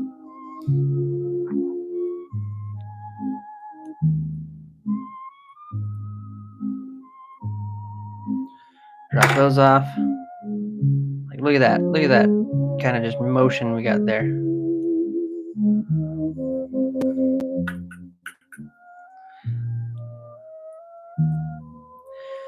Yeah, I mean, that's where I'm at with it, Oregon. I mean, we're trying to get out and get on the water right now, but I'm on the hold bar right now because they're just not up in the rivers yet. So I'm in that weird kind of stage where I'm still doing like bass fishing, but it's kind of been nice, dude, because the river or the lakes had just been emptied. Everybody's out on the rivers, so I get the whole lake to myself right now.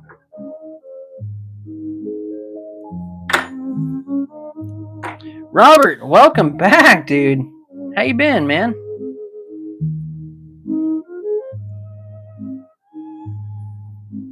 Gray Wolf, thank you, Bram. Thank you, thank you, thank you. All right, resin going in.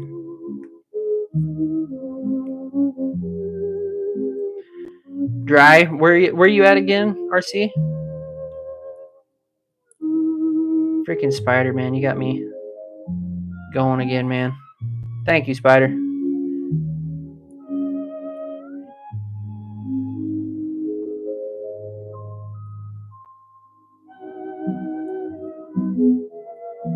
Cover the top of that a little bit. Okay, we got a good amount of resin there. Dark time coming in. Flashing out on top. Oh, that's crazy, dude.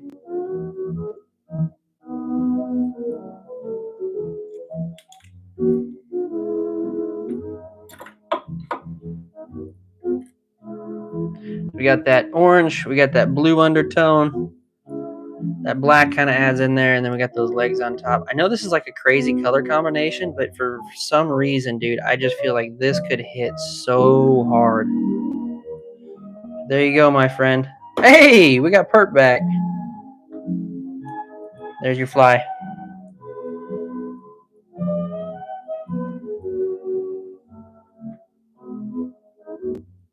I have to scroll back now a little bit. I think it was. Oh wait. Oh, is Eric back in here?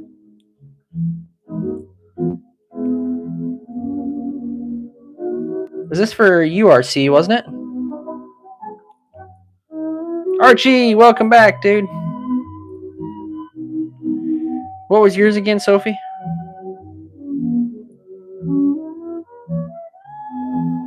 Monster Fly Co. Thank you again, but Monster Fly Co. I have to go check that out, dude. Monster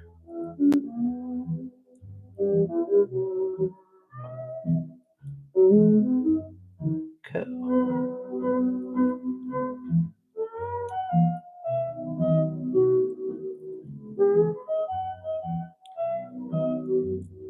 Okay, man. I think I got you here.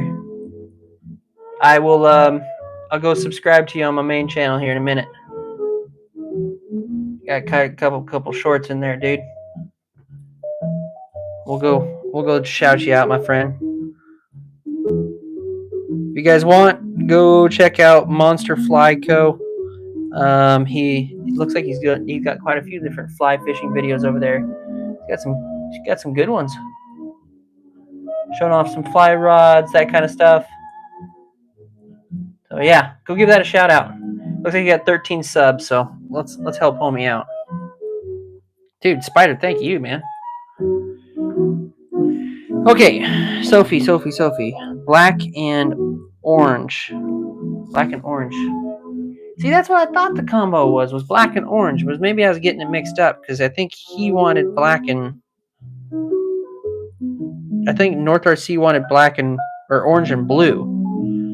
So I think we kind of it's a combination of all, I guess, at this point. But we got the black and orange here, and then we got the blue up front. So I think I took a little bit of everybody on that one. But you want a live stream, Spider? Yeah, you got to get to 50 to do live streams, but I can help you get there, my friend.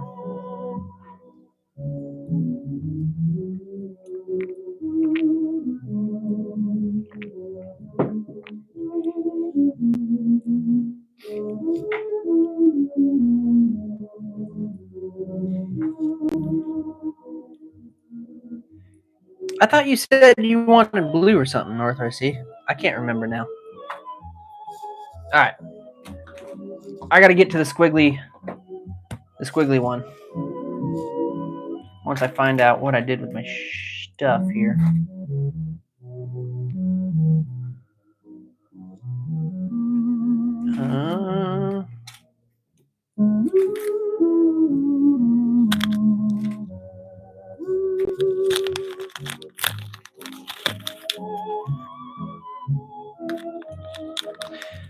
What is the light tackle angler? Oh no.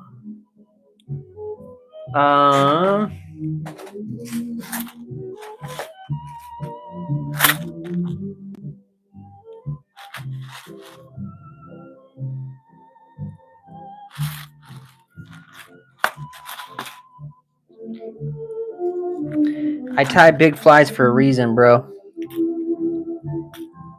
I don't like doing small ones, but not to say that I don't have small ones. I'm trying to find them here for you.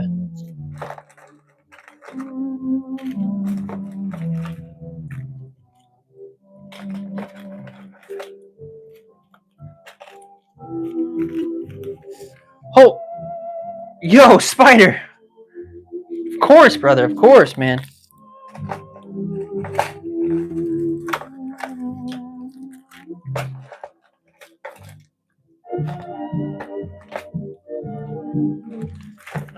Okay. I think this is it. I thought I had some smaller ones, but even friggin' still. So this is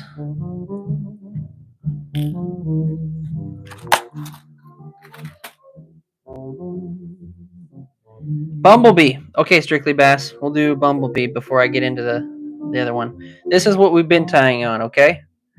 That's the size we've been actually. Let's do this. This is the jig that I use for salmon. That is the size. I can't even get in there. That is the size of the hook that I use for salmon. This is the size of hook that we've been tying. Buffalo, welcome in. This is the smallest hook that I currently own for dries. little bit bigger than my fingernail. It's a little bit smaller, actually.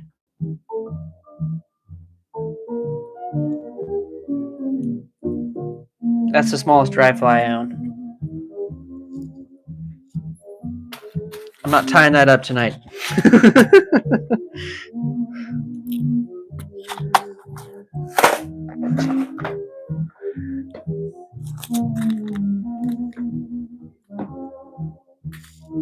12.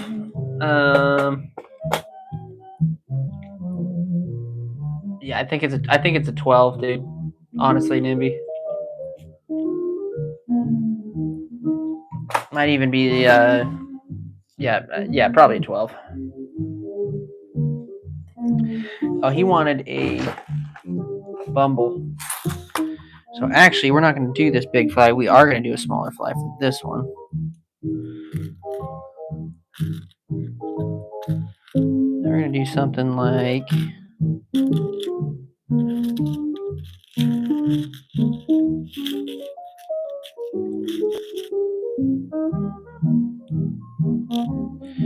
do this one here.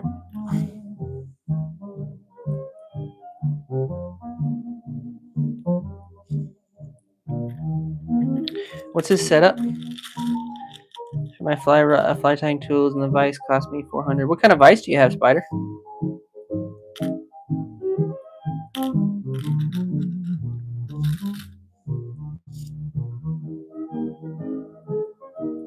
All right, brother. Sounds good, Nimby. It's interesting that Nimby's gotten issues. Hopefully nobody else is having issues. Sorry it's taking me a minute here to find a hook that I'm wanting to use. Here we go. My box of this box here had fell over while it was open, so it's not exactly the most like well-rounded boxes. I mean, it's all kind of mixed in, unfortunately.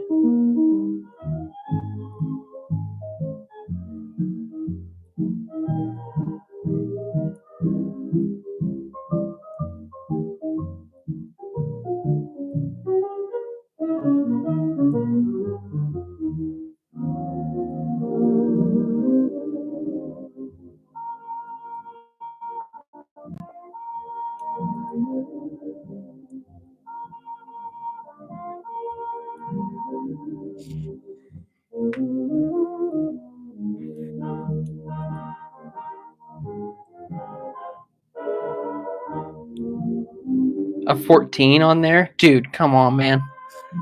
I don't like doing the small ones. They drive me nuts. My brother over, my homie over at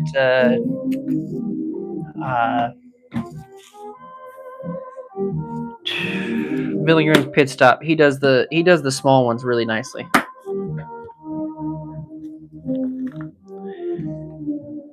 I will do streamers and I will do small flies if I'm forced to, but it's really more or less if it's got to be a good, it's got to be like a good dono or something. I don't like doing them, dude. All right, so this is a really, really nice little bumblebee fly. I gotta find some black schlop in here.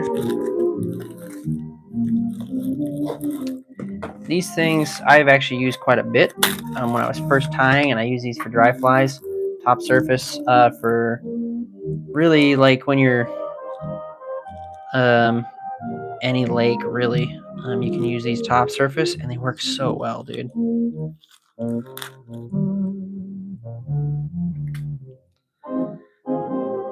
I do 14s and 16s. Good Lord, Oregon. I don't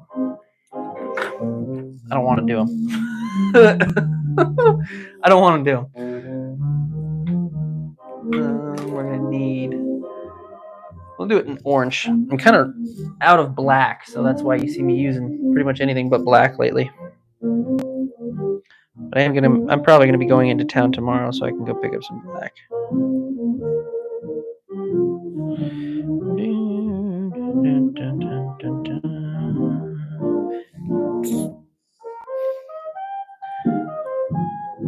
Okay, so these smaller flies, you don't necessarily need to do a bunch of wraps, that is.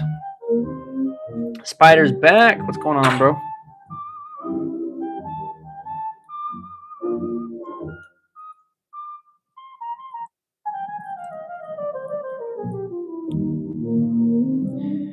Okay, we're going to get a nice cozy little wrap on the top of that fly just like that. And then I'm going to come in with my schloppen. This is what these feathers are typed because they kind of start thick and kind of narrow out. I'm going to go with the tip of the schloppen. Puget Sound Energy Excuse me. customers. Yeah, we gotta let that ad play through. All-time high. I'm just gonna tie this in just right about there because we just want like the tiniest little tail on this thing.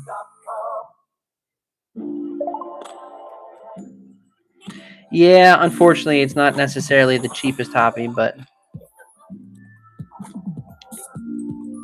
better than drugs, I guess.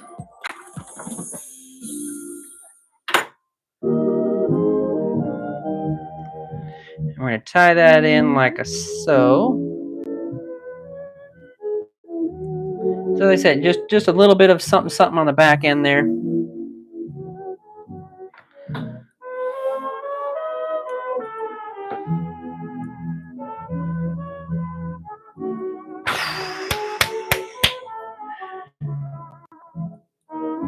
I appreciate that, Spider-Man. Appreciate it. Yeah, make sure you guys go give him a follow. He's trying to get into the live streaming game. Keep making shorts, brother. That's my tip for you. Keep making shorts till you get there.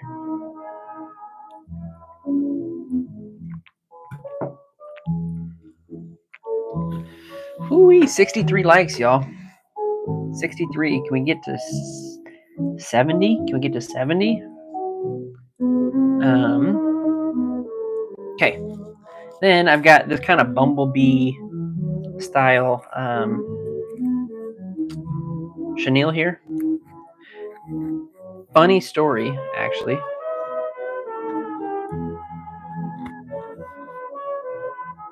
Oh, I've got well over that north. But if my wife asks, we're only like a couple $100.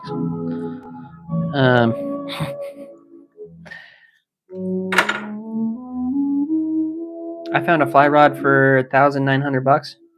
Whoo-wee. That's crazy, dude.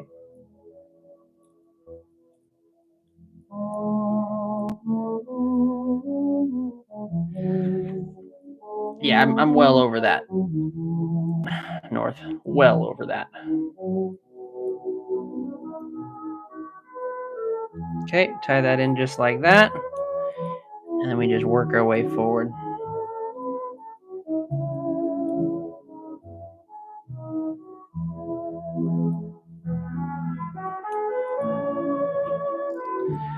I've got quite a few rods.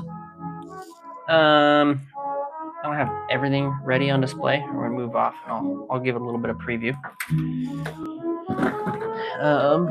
I've got my two favorites, really.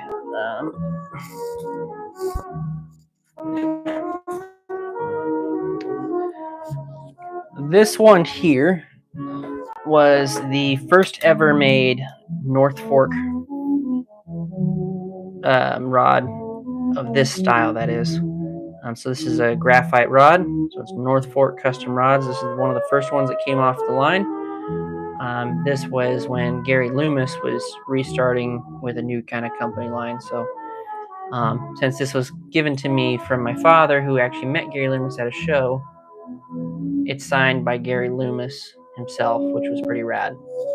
So I actually use this rod. It's there. I don't let it kind of go to waste, but it's a really nice, really, really awesome 9-foot, 5-weight rod. Lots of good action. But yeah, like I said, first one off the line, first one rod, and signed by Gary Loomis himself. Thought that was pretty rad. So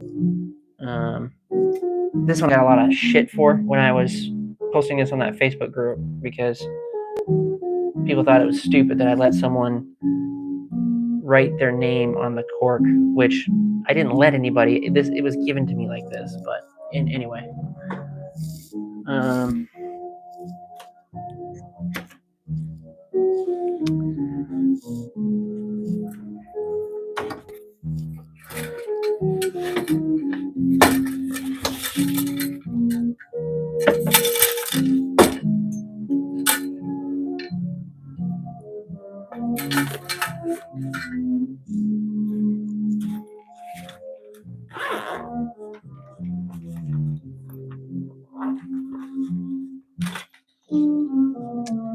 This was my grandfather's rod.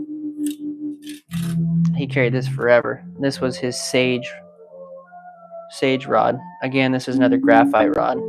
9 foot, 9'6", 7 weight, with a Mentalist reel on there. Old school.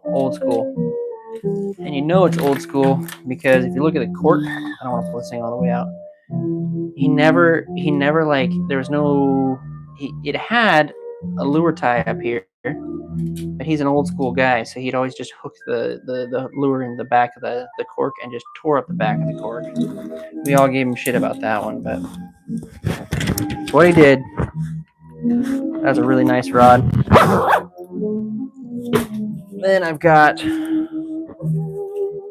not shit in that one because that was what my North Fork was in. I got a couple in here that are just like shit rods, really. Looking for someone that's into fly fishing near my area, and I just give them probably one of these. And then this is my piece de resistance. This is my newest one. This is my Echo glass rod. This thing is the badass glass. This thing's sweet. Again, I don't want to pull everything out, but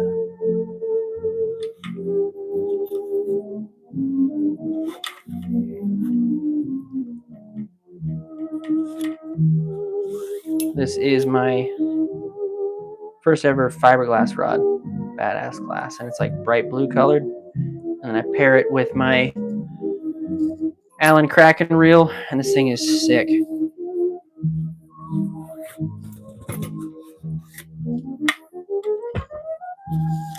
I got a bunch of Mentalists, but this is my main reel here. It's my Allen Kraken reel.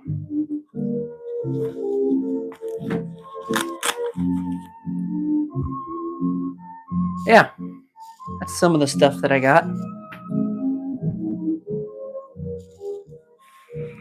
Hoo-ah.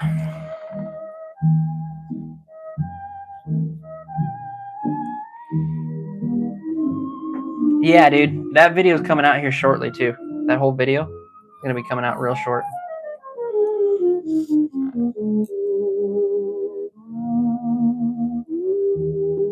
Yeah, man, he held on to that thing forever, and years and years and years. Even when he went into the retirement home, I was like, Gramps, let me get that sage rod from you. He's like, nope, I ain't giving it to nobody. He ended up, of all things, I think it more or less just to piss me off, he ended up giving it to my wife. Oh, I do remember one. I got one actually from Oregon Fishing himself. Hold on a second.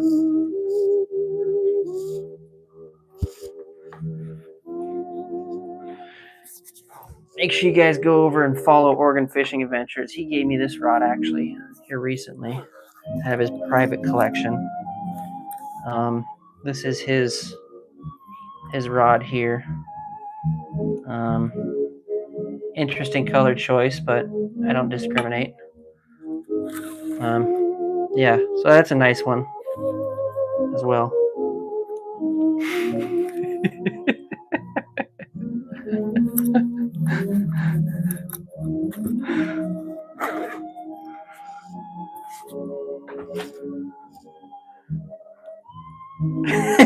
He leans into it. Hey man, fish rods catch fish. All jokes. That was a rod I bought my wife to try and get her into the sport. With a pink rod, you're just asking for the game warden. The game warden, yeah. You gotta watch out for those guys. All right, so this one here, I haven't done like a regular chenille in a while. I forgot how beautifully nice it is to do regular chenille. This is how nice it is to use a rotary vise. I get to curl just right up all the way to the front there. Very easily.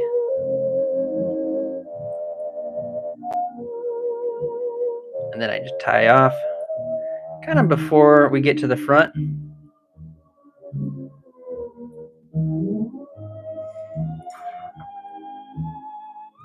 Adult version of a Barbie rod.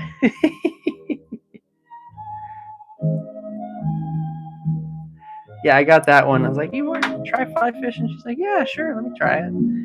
She's like, so I got her that one, and she's like, I don't know if I want a pink rod. I was like, all right, well, I guess we don't have to use that one. And then shortly after, that's when my gramps gave her the sage, and she's like, I'd rather use the sage. I'm like,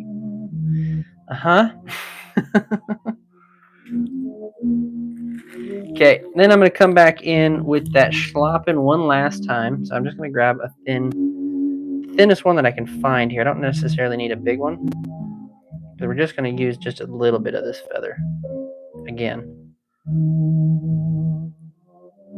Perp, have a good night, man.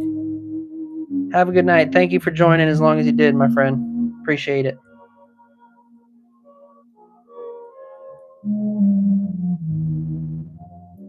That's not a Barbie. It's like a full-on fly rod. It's in pink color of all things, but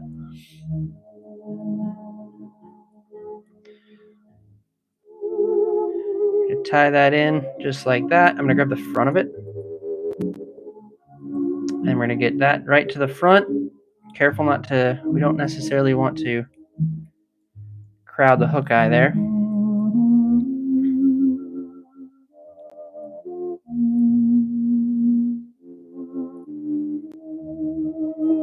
And then I'm just going to spin around a couple times.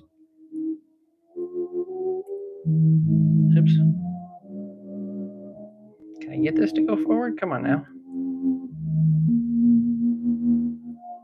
I want these to lay backwards is what I'm trying to achieve here.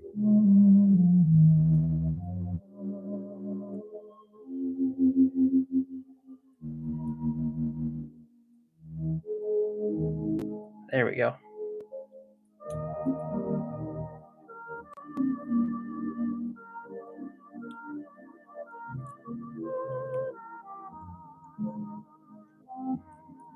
Once I got that good amount on there, I know all you guys can see right now my fat fingers, but just give me 1 second.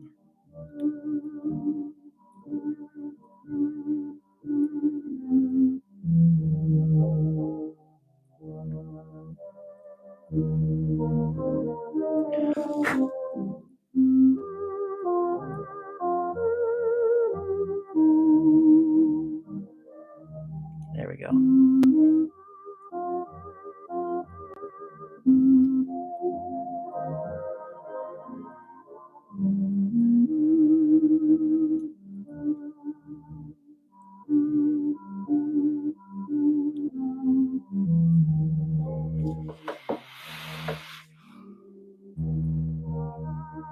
Ah, spider.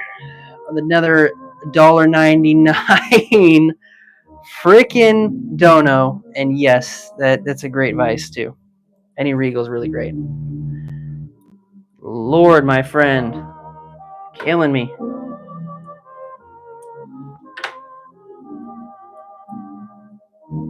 And we're going to finish this up. Just give it a little bit of a head wrap there. And then we're going to go back in with our whip finish. So we got 56 in here now. Thank you so much for everybody that's joined in. This here is a fly tying tool called a whip finish. Those of you guys that have been in here for a minute, you guys see what this does, but I'm explaining it one more time. This is my main line here that I've been using to tie this whole fly with. I just noticed there's a freaking hair. One hair missed. But before I cut that off, I want to make sure that I have a good knot in the front of this thing. So that's what this thing does. Basically, I take it, I loop it there, I go around the back side, and it creates a loop in the line there that then I can kind of cross over top of this. and it's going to cover that front line, and then all I got to do is just pull that back end through, and then pull that drop off the front, and wingo. There we go. I've got a knot now in the front of this thing, so when I cut this line, everything's not going to come unraveled. Spider, nice, dude. Yeah, I'm telling you, it's one of those things where, like, one has the perp been here? Perp's been in here. Yes, he has. Yeah, cool, man. Well, welcome in, Wumbo. Appreciate you stopping in.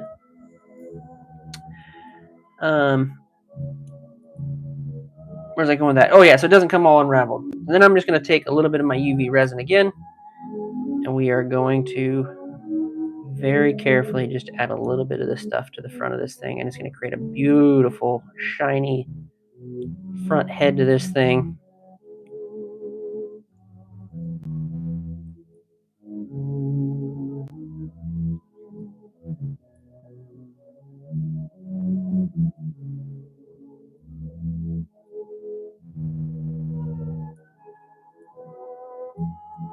Just like that.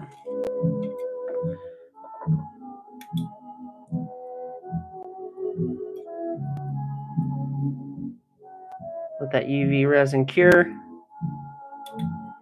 That's all we need. And now that resin, hard as rock again. So that is my rendition of the dry, or really wet dry bumble. Little bumblebee. This thing works pretty dang good. This is what I've been tying for years, and this is what I use. 66 likes, guys. Holy crap. If we get to 70 tonight, that would be absolutely stellar.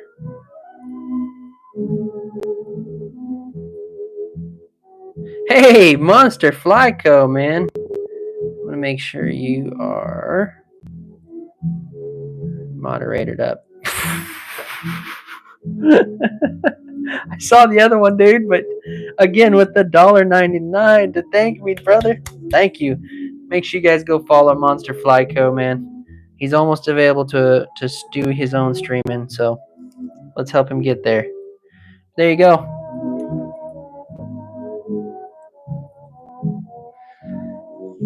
That is your bumblebee fly. I think that turned out pretty rad. I haven't done these in a hot minute, so thank you for the idea for that one there, Strictly Bass. I might actually throw this one in my personal kit. Sorry, I'll make another one. I might use that one. See, that's just it, dude. I'm a collector in a way, too.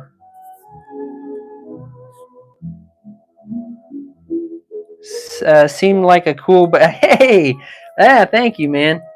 Thank you, Killer. I appreciate that, and it's kind of exactly what's going down.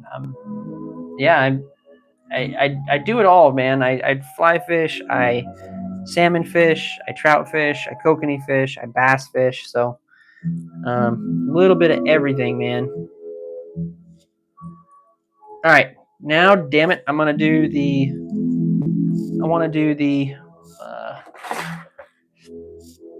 Oh man, did I lose the piece that I wanted to use now? No, I didn't. There it is. I don't want to do that one. I want to do a bigger fly. Now we're gonna do the woolly grub. So because I come from a bass. Oh crap! Let's go, guys. 71 freaking likes tonight. Hell yeah.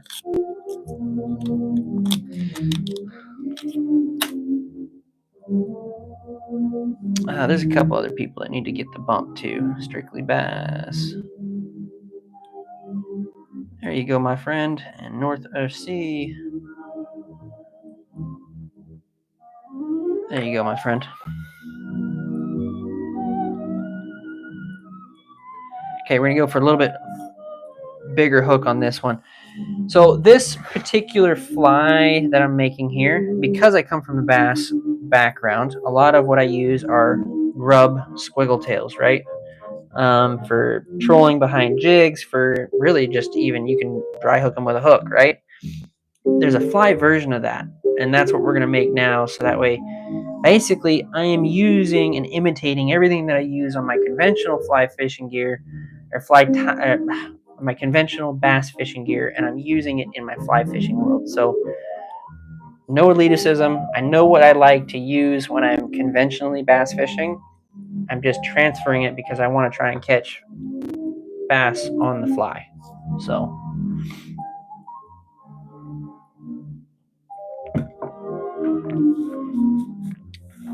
beginner ball park for fly tying kit. Honestly, man, you can get away with, I think, $100 is what I've been hearing through the chat tonight. Is $100 is there's some pretty decent kits out there. You just need to get yourself a vise to hold the fly. Really, I recommend a rotary, and then you're gonna need a good set of scissors. You're gonna need at least one bobbin, and then you're gonna need a whip finish. Those are the three main tools that you will need, and then you can add past that. But holy shit!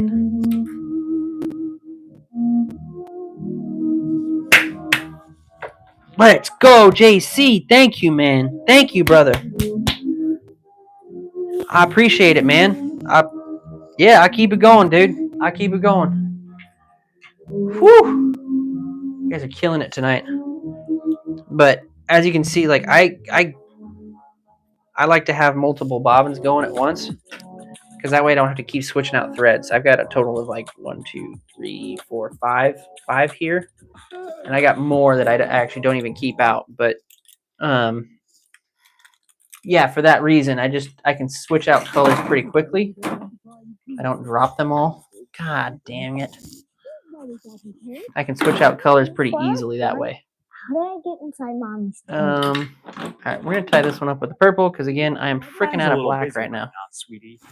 dude. Thank you, JC. Thank you, man, with that freaking $5, dude. We can talk about this one. Hell yeah.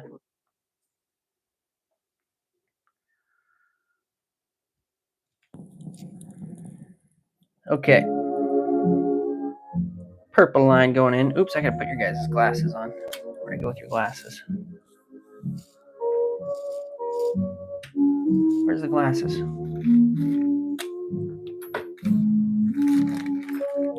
Oh, there it is.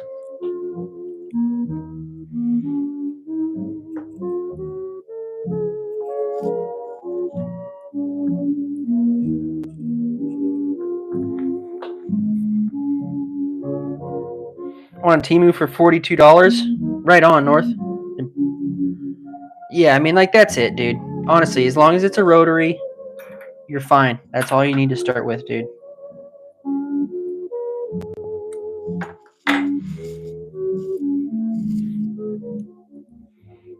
Hey, thank you, Trickstar. Thank you. We're just starting out on this one, but I got all kinds of colors we're going to throw into this bad boy.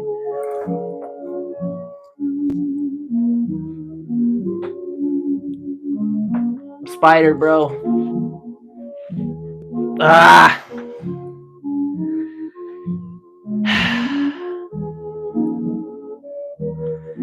In the week,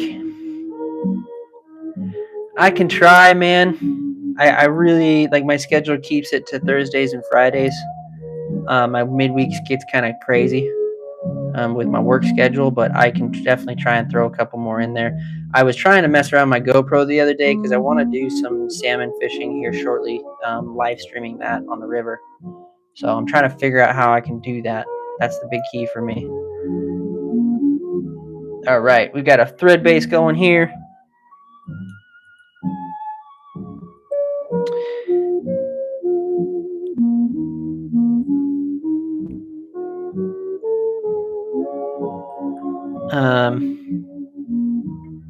Tomorrow night? I mean, I can try, brother. I can try. Yeah, right, Robert? That's what I thought too, man. So I figured out how to hook up my GoPro, so that's my attempt anyway. All right, so this one, there's not going to be a whole lot to it because it's, like I said, it's like a grub. But I got these cool little squiggle tails. And we're going to use one of these bad boys and tie this in.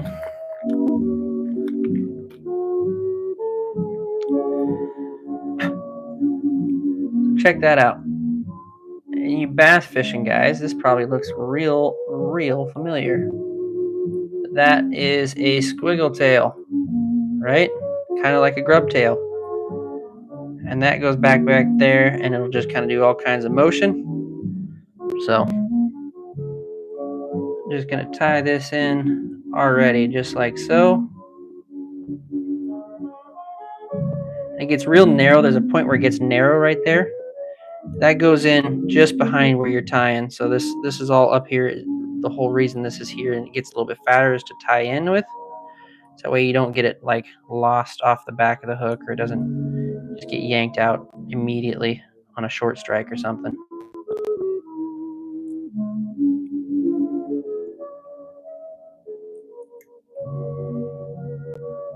See that squiggle tail on that thing? Look how long that thing is. Isn't that awesome? Killer action, yeah, for sure. And I'm not going to decorate this one too much because this one just kind of lets it be itself. But what I will do, if I can frickin' find it, we're going to throw a little bit of marabou to this because this marabou will actually thin out. But it's going to let that squiggle kind of do its thing. It's going to look big now, but when it gets wet, it's going to thin out quite a bit. And then that squiggle is going to be back there behind it, really.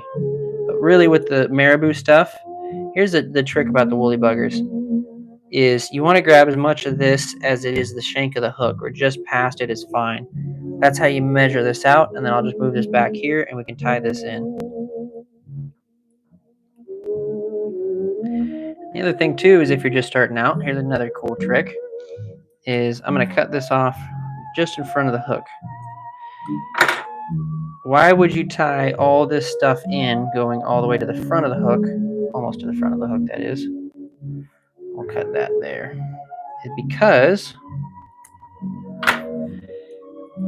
now when I've tied this all in, just like that, I have kind of a uniformed shape on the actual shank and the body itself.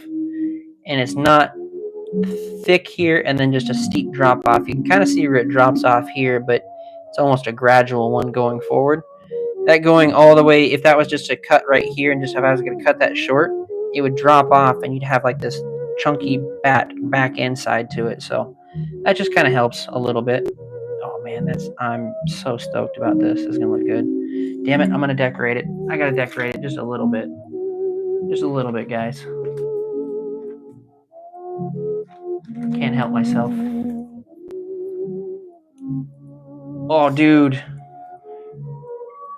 I gotta practice a cricket. It's been a hot minute since I've done a cricket spider, but you don't have to do $1 every time you chat, brother. I appreciate it, man, but you don't have to. Thank you, my friend. Minnie, welcome in. Hi, how are you? Okay, where is it? Here we go. Just a little bit. I won't go overboard. Just gotta have a little bit in there. I think that's gonna kind of. Ooh, yeah. Okay. I'm gonna turn this to the side a little bit. Ah, thank you. And we're just gonna let that sit on the side of that flashy boo. Get a couple wraps in that. Get where I like it. I think that's good. Give a few more wraps in there.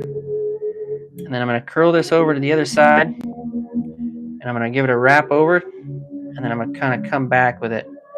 And I can line that up where I want it to line up on the side. Just like that. That looks good. Cut it off with the other ones. There. Just a little bit of flash. Nothing crazy. And now I'll leave it be. I'll leave that be now. Okay, now a woolly bugger is typically tied with a set of hackle, which is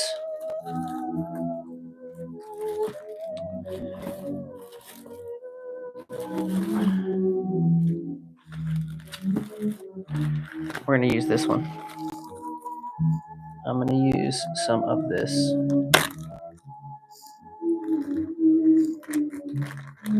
Oh, do I want to use red? We're going to use red. I think that's going to look good. This stuff here, this is grizzly hackle. It's pretty popular for most of the stuff. 75, man. Bernard, my top is like 130 for a night. That was my all-time record, and we're getting close tonight with the likes, man. Yeah, this stuff here is really cool. It's called saddle hackle. We're gonna use a piece of this, just a small feather, to tie onto this fly here, to give it a little bit of a profile. But I'll probably use a little bit thicker piece, maybe something like in this realm. That's what we're gonna use.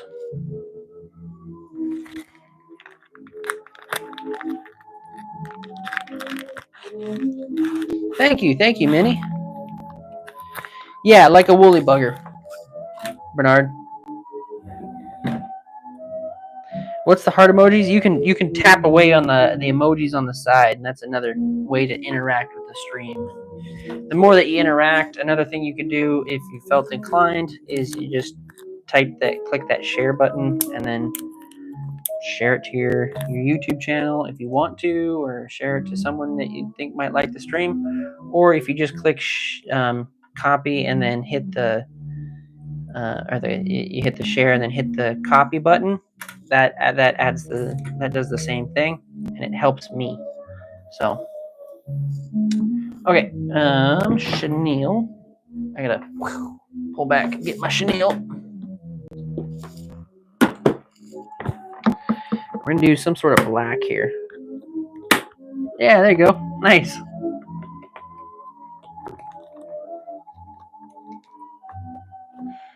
And I got just regular black, but I think we might use some, well, yeah, we're gonna use some crystal. We're gonna use some crystal chenille. I can't help myself but give it just a little bit of pop, you know?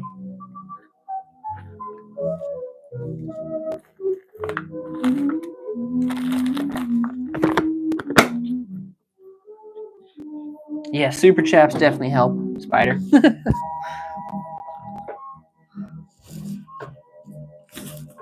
dang it. There we go.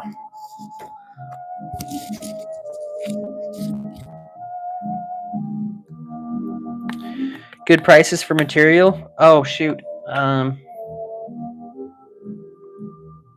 I don't know, man. I don't do much online shopping for material. I usually go to fly shops. I'm sorry, bro. I didn't catch that either. Do I have a size 12? Yeah. I do, Spider. Alright, we're gonna tie that chenille in.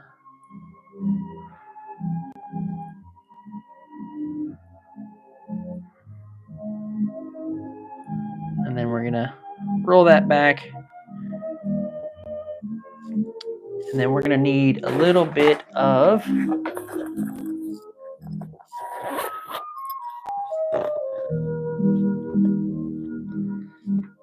ooh, you know what we didn't do on this one, which I really should have done, but now we're kind of at a stage where I have to. I wasn't gonna put eyes on this one, but we're gonna put eyes on this one.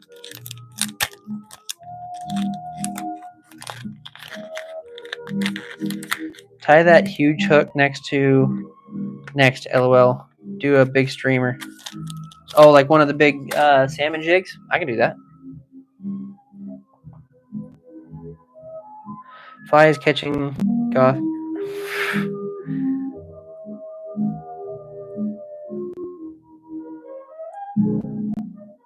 This fly is for catching. Yeah, it's got a little bit of purple and black in it, right?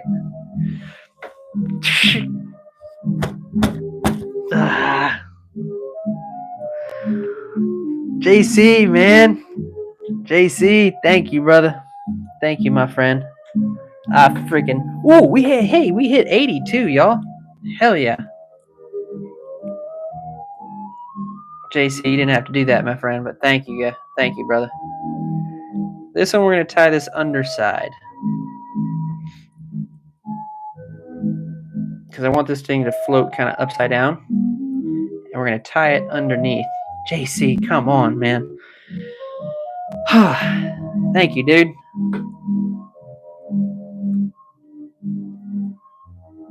We're supposed to do this before we tied in the marabou, but I made a mistake. But whatever, we can fix it.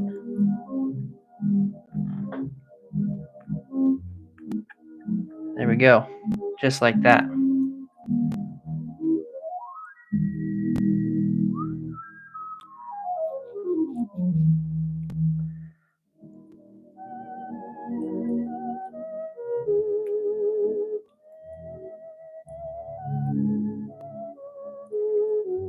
The reason why I tied this upside down is basically now this fly is gonna ride hook up. So when I cast this thing, this is gonna be on the upside of it. So anything that comes at it and tries to grab it is getting that hook pretty good.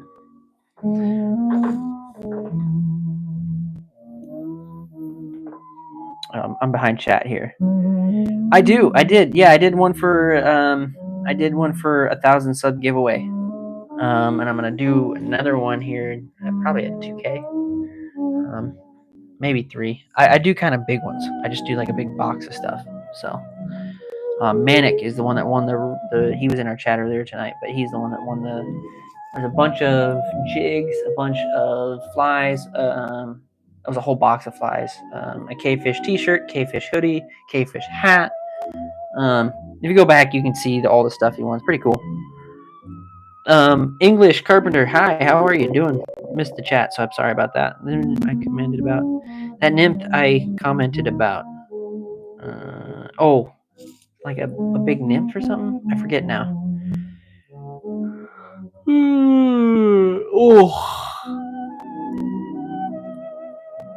That nymph. Next fly, can you tie that nymph?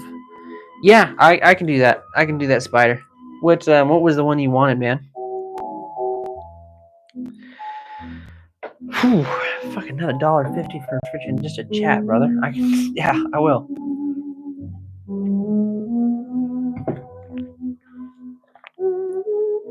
Justin, do it. Justin, do it, my friend. Do it. I know Oregon.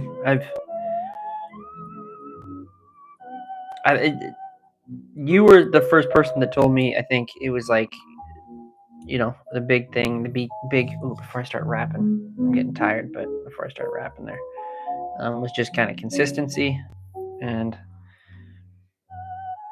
that's what I kind of have just been doing, man.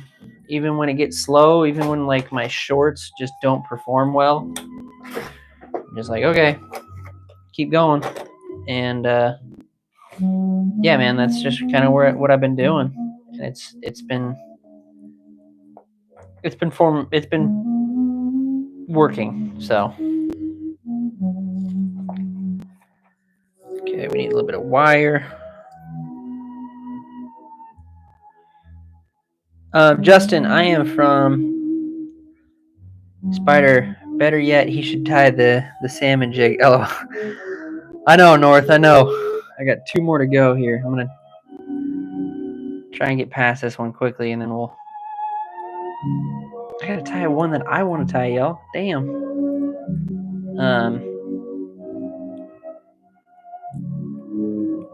I don't even know where I was going with that anymore. Oh, I don't want to use my good scissors. My brand new scissors.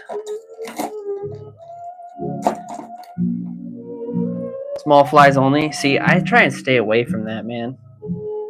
I tie big flies only. My hat's off to the guys that tie the smaller stuff. I get annoyed by it because I can't see that well when it gets down to that small. Okay, so we tied that wire in just behind there, and that will come into play here in a minute. You'll see, but right now we get our line all the way to the front here, and then I'm gonna do just a half hitch real quick, and that's just kind of like, I just call it the save point. So basically everything we've done so far is now saved. On the salmon jig, you guys just want me to use all my freaking thread.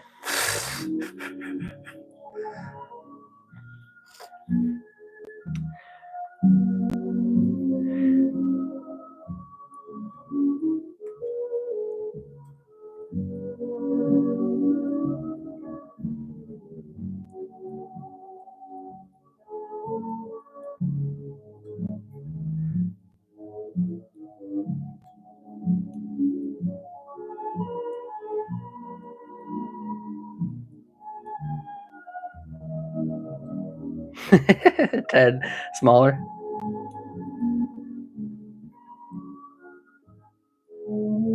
Yeah, a vise can get kind of spendy, my brother, but you don't necessarily need to. There's a lot of websites, like a bunch of people are apparently getting them off Temu nowadays pretty cheaply, so you don't have to go the heavy route if you don't want to. Okay, so now we've got our chenille in there. Just like that. I was like, why are these scissors cutting super shitty? Because I was using my shitty scissors. And now I'm going to tie in that hackle.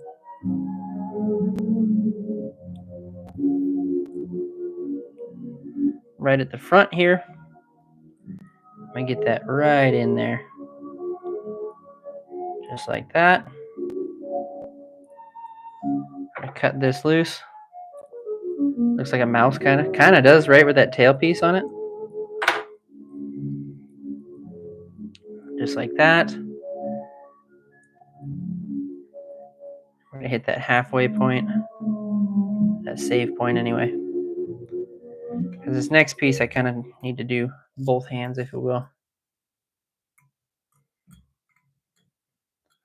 I'm just going to slowly start trying to curl this hackle backwards towards the back of the fly.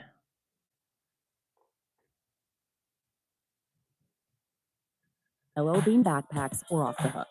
And they're still keeping it real. This And I give a back to school, couple take your extra kids wraps at the back to the there original old school. because really this doesn't get tied in. Shop packs today at llbean.com. I come back over. This is where that wire kind of comes into play.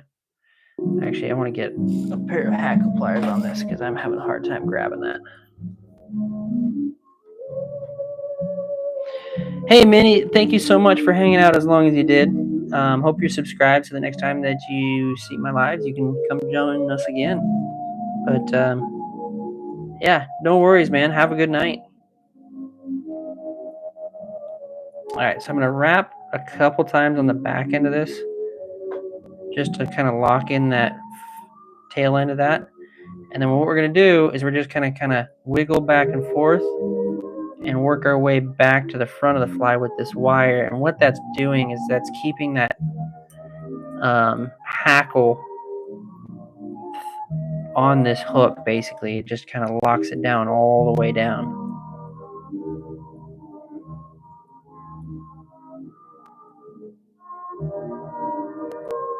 Once I get to the head,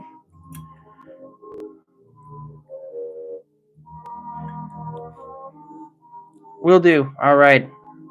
Yeah, we're not destined for too much longer here, but I appreciate you hanging out as long as you did. And then I'm going to cut this off. I'm not going to use my good scissors.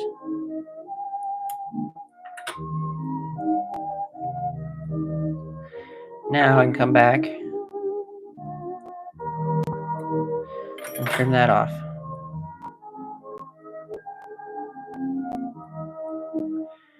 Now, this point here, I'm going to use a little bit of probably some dubbing to finish this bad boy off.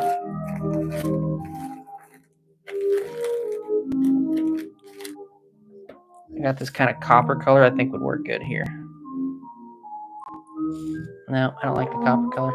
I've already gone against it.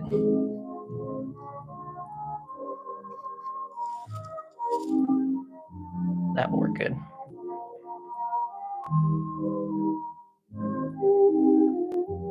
brush it more, like the hackle there, Chase.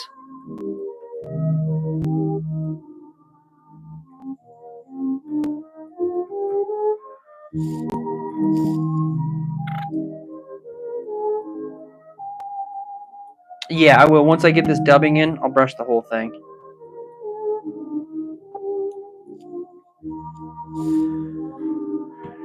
Okay, where's my hackle pliers? And my dubbing loop tool. There it is. Oh, shit. Absolutely, man. Anytime, JC. Anytime for you, my friend. Thank you, dude.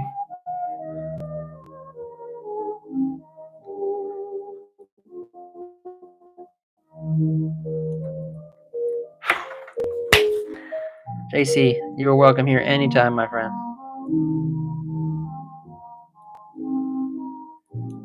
All right. Am I making this hard on myself here? What the hell?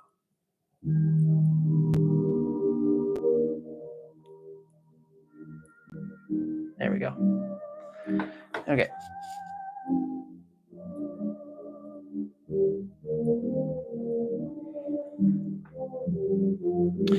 Not at all. I mean, that's what they're primarily used for, but not to say that that's the only way you can use them. You can use these on conventional gear as well if you'd like.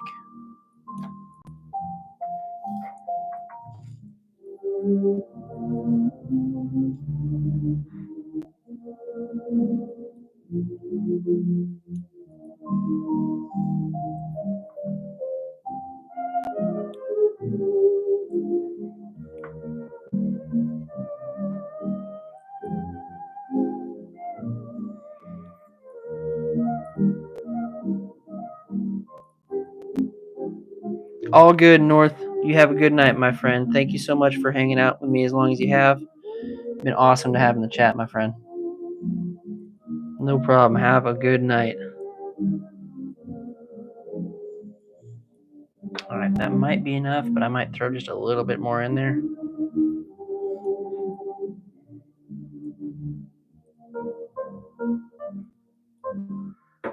A beer with me, Chase? I do not. Tea. That's all I got all night long.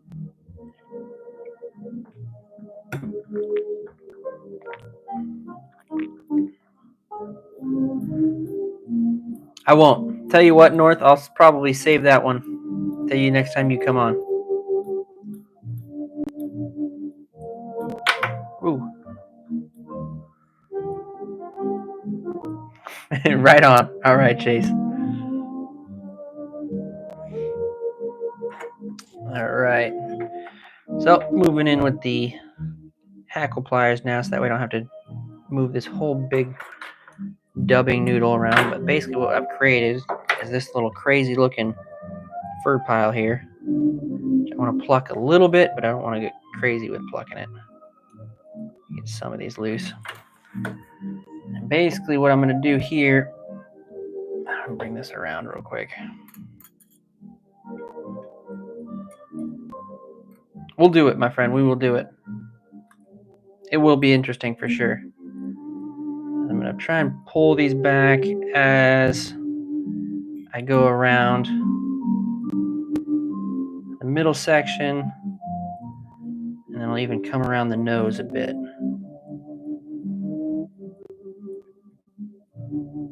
Oops. I want to come around the nose, probably on the top. Yeah.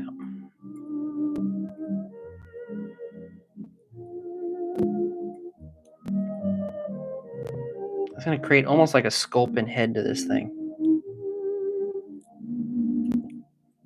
There we go.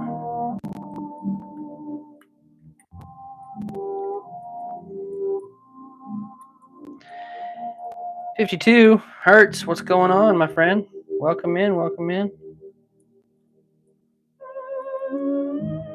And I'm going to try and hold everything back as best as I can. we're going to tie down that front half. And then I can cut that free.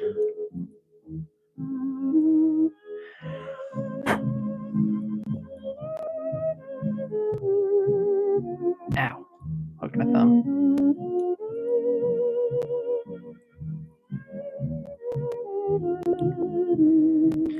Create that nose, and then we're going to come in with that whip finish here. 82? Holy crap, man. 82. Someone backed off. Someone didn't want it. Too much pressure. It's too much pressure.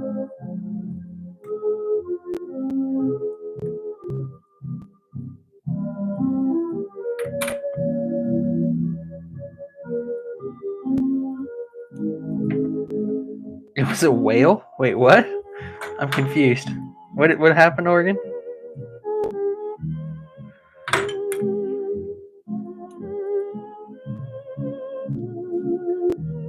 Okay.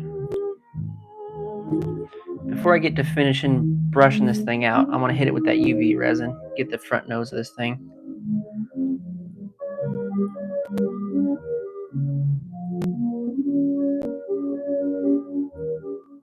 Oh, that's kind of wild.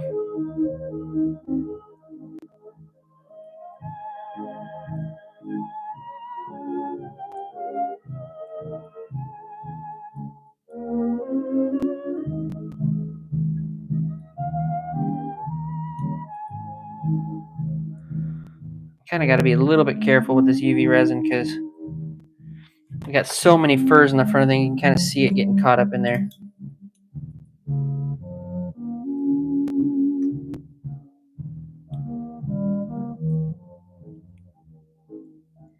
Helicopter string off? Like, are you talking like are you trying to use like lead wiring? Because really all you're doing for like helicoptering stuff off is you're helicoptering off the lead wire that you would use for adding weight to the fly. I don't necessarily helicopter like line off of it. Yeah, that looks good. All right, now it's brush time.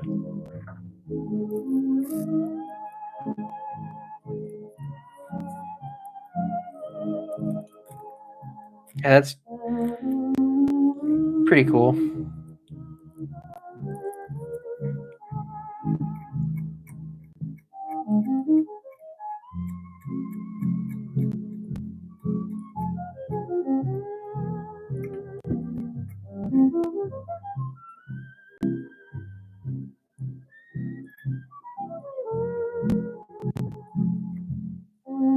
I'm gonna lose a little bit there, but that's okay. It's kind of what I wanted. I wanted to thin out a little bit.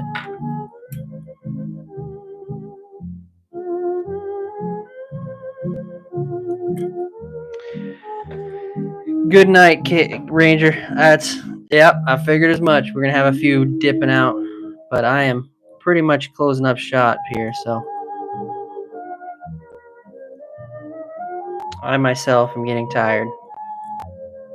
But yeah, this is kind of like a hybrid, like a little grub, but basically we kind of did a couple things here. Normally I would put just like a bead at the front and do a grub style, but we kind of had to play with it a little bit because I forgot to put the bead, so then we had to go with the eyes on it. So then I wanted to cover the eyes a little bit, so it ended a little bit different than what I had originally planned, but I think the end result is still really fishable, and we're going to use this thing probably tomorrow. So there it is.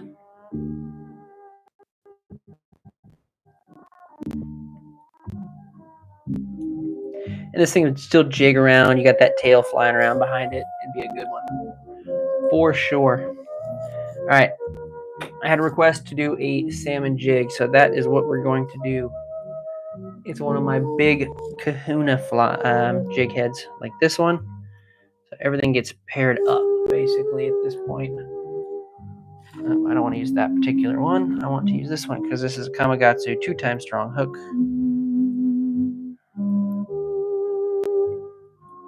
Doesn't even fit into frame. I have to back everything off. And we're going to tie off one of my big salmon twitching jigs.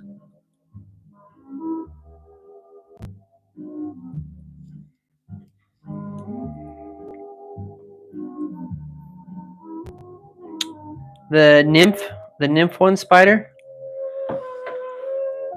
Or did you want the grasshopper?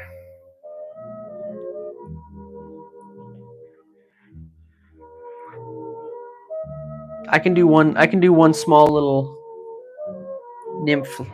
I can't do like what about a chronomage? Will that work, Spider? I gotta remember how to do a nymph, man. It's been too long. I don't do them, so I gotta go do some practicing before I can do like a chronomage if you want. Okay, let's do that.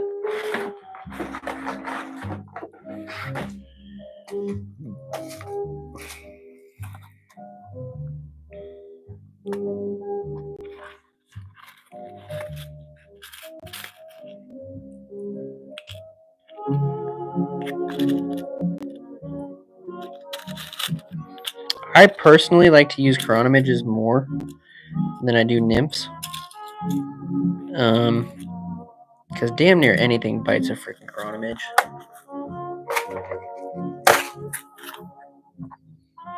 And I'm not prejudiced when it comes to whatever bites my hook, as long as it bites my hook, you know.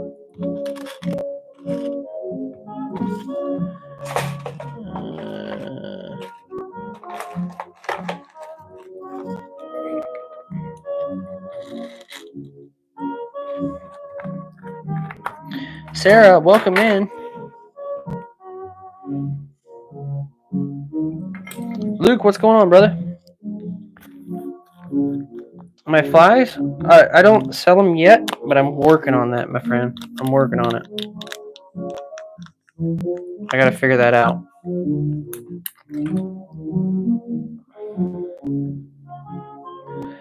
I'm really new to fly fishing. Any fly suggestions? Are you wanting to like learn how to use flies, or are you wanting to like tie flies? Or are you new to fly tying?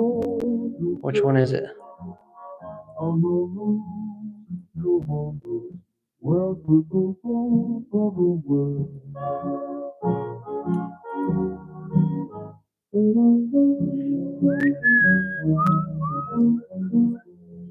To use?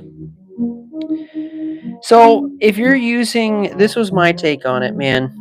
If you're using whatever is conventional to you, meaning like whatever gear that you use as your conventional gear, you can pretty much find it in a fly. So that takes out the question work on like what to use. But you can use all kinds of different stuff this time of year, right? Like these ones here, this one I'm gonna be tying up is like a version of a chronomage here. Very small little fly that are really great for like early season. Chronomage. Sarah, chronomage.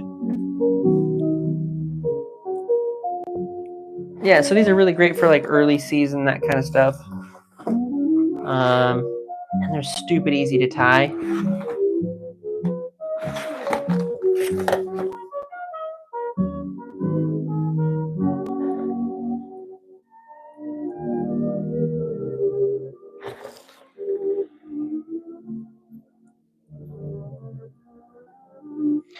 Yeah, and so again, to Oregon's point, I fish in lakes. That's my key. I love to fish in lakes. I don't fish rivers for trout. So these are really easy flies to use in lakes and that kind of stuff. So if you're just starting out with fly fishing, get yourself some woolly buggers in olive green or black. Those are always good and handy to have in your box. And then some squirmy wormies. There is elitists out there like squirmy wormies aren't flies. They're definitely flies. You can use them. They work. And the whole objective when you're just starting out, really the only objective, it shouldn't be, should I get a fish on a popper? Should I get a fish on this? Your objective is to catch a fish. That is your objective. so you get to understand what it's like to catch a fish on a fly rod. And then from there, you can kind of outband yourself. And the best chances you're going to give yourself to do that is using like a black woolly bugger, a chronomidge with an indicator. Really, an indicator is just a fancy word for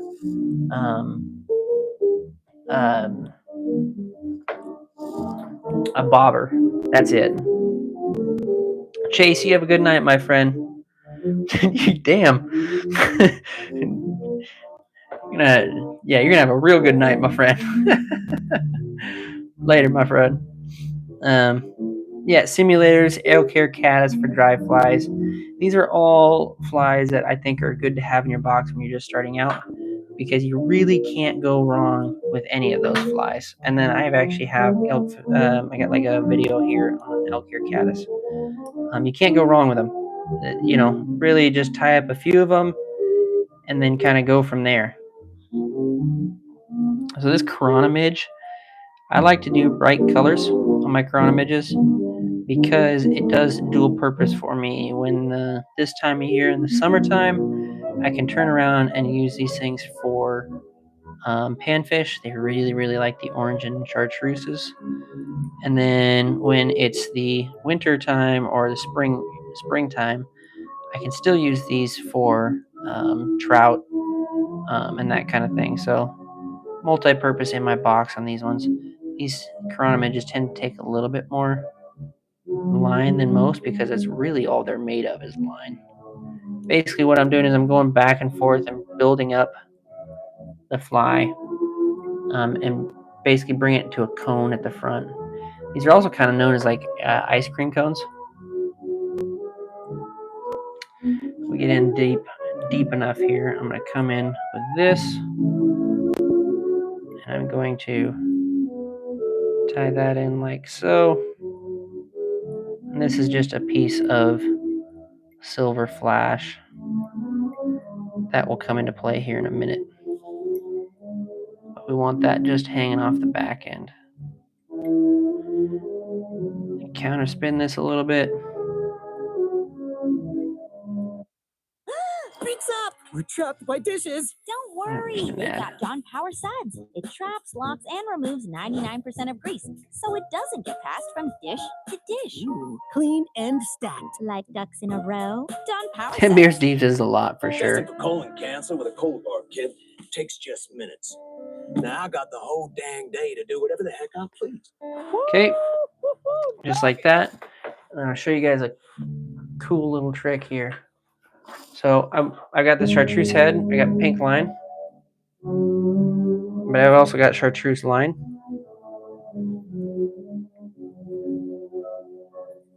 What's a cool trick we can do with this?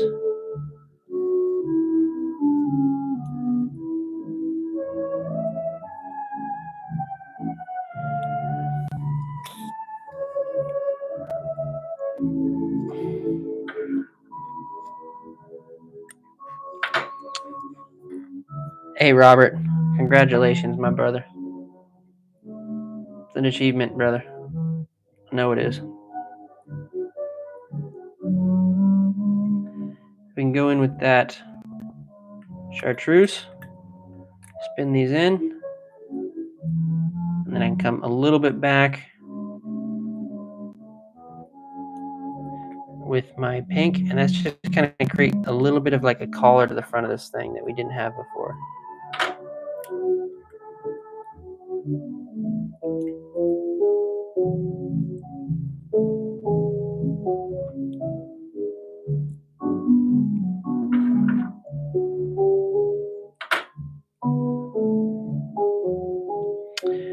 Just kind of like a simple variation of like a chronomidge of some kind. Nothing in particular.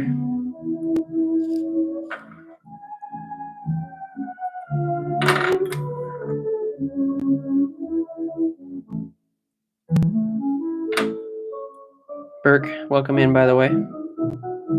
Okay, we got that tied in just like that. Now what I'm going to do is I'm going to come in. We'll do the half hitch there just to, again, keep that save point.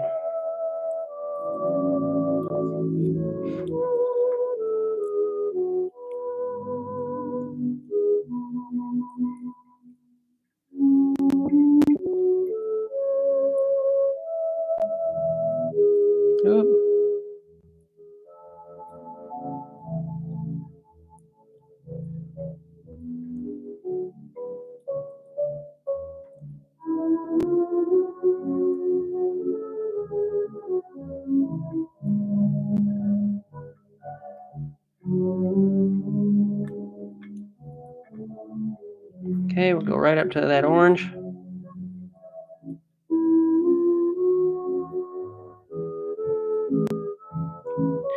Yeah, it's gonna get hot here in the Washington too. This weekend's supposed to get real hot. Tie that off like that.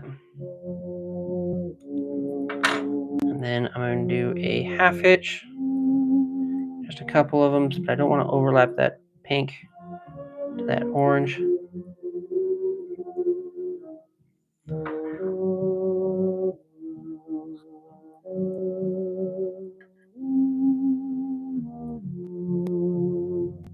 Cut that off. Now we're pretty much getting close to the done side of this thing.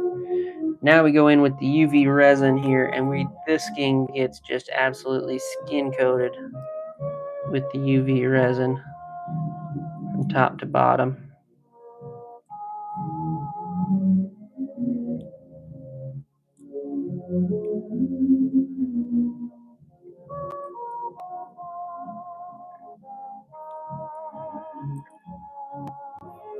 $100? Good Lord, man.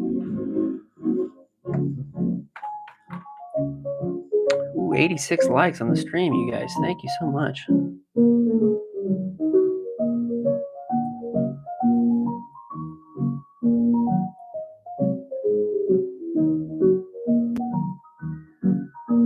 Oops.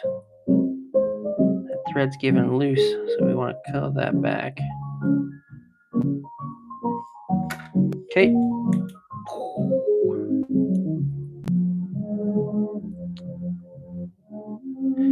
Green River, man. Oofta.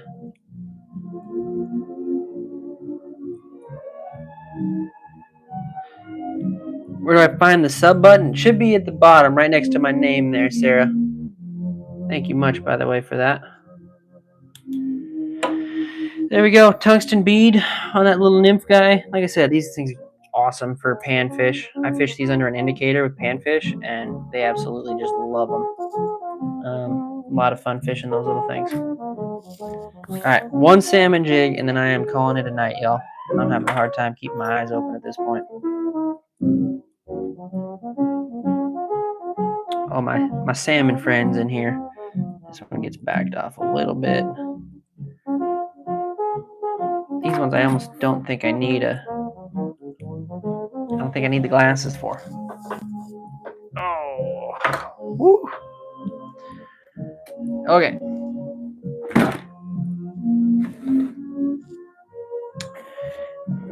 I got some new colors that I haven't even used yet on this salmon jig stuff, so that's why I want to do one. I've got like some nice pink and white that I've wanted to do for a while.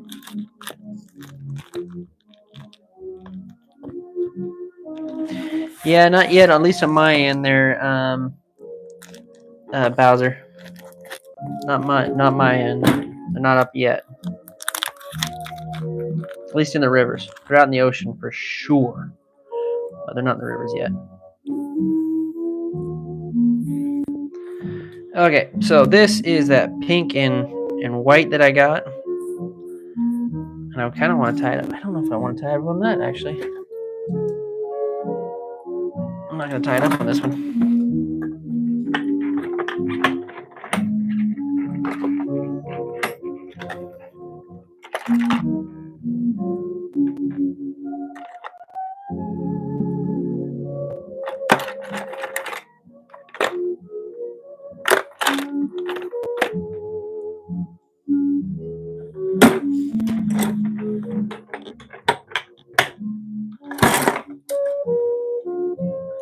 Like up in the rivers there, 25 or 55?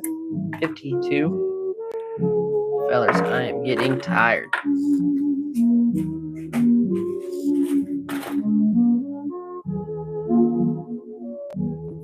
Oh, right on. All right, there we go. Pink twitcher jig. So on the tail end of this thing, we're going to take the tail end of the fur here. That's going to go on the back side of it, but we need to get some fly line or some tying line here threaded up first.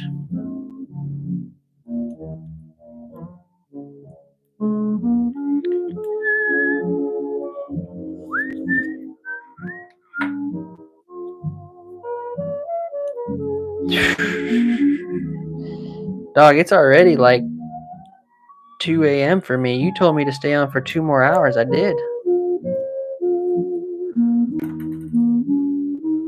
I did, Spider. I got...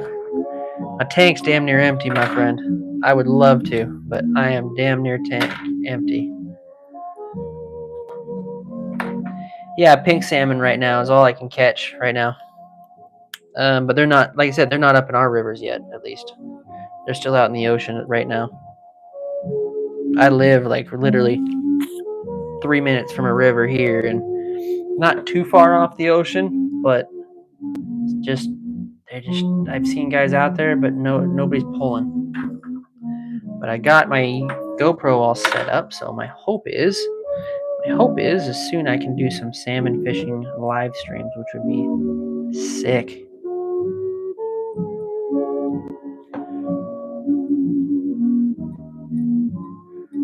Okay, these things require a crap ton of thread to them.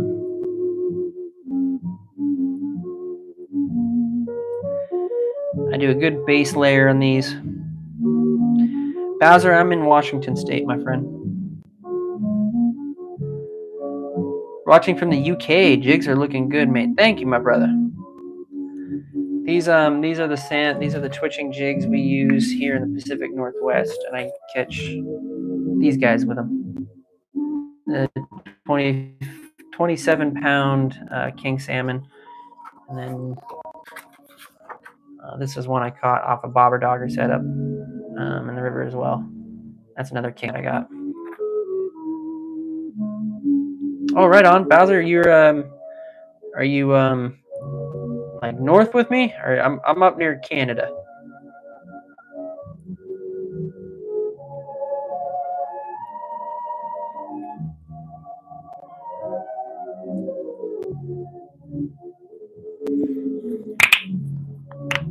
Oh, that was close to the mic. I'm sorry, guys.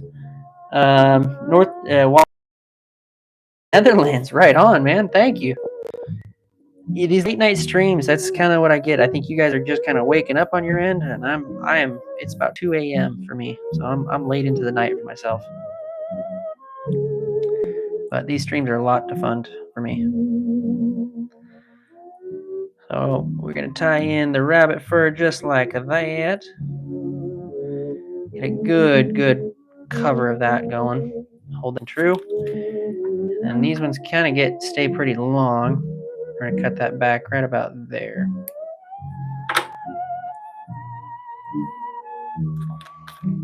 I'm gonna use that same bit of leather, and we're gonna tie that around the back of this thing. Oh, Tacoma, okay. You guys are going for if you're in the Tacoma area, then you guys are getting the pinks pretty good then right now is what I've been seeing.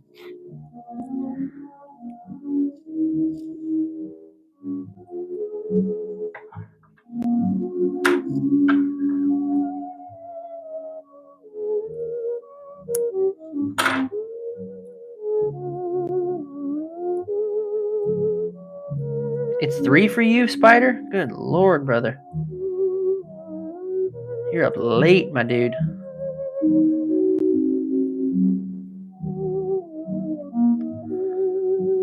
Okay.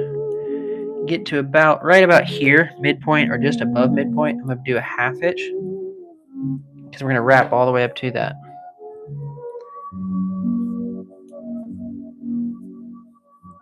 Why are you staying up all night, Spider?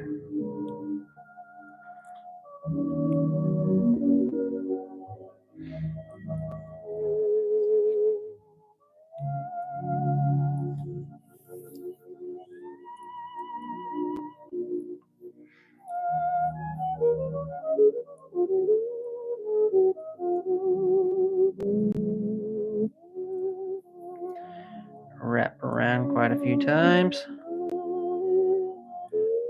4:59 banana. Holy cow, dude. Can't sleep. Well, I'm hoping the music helps, you know.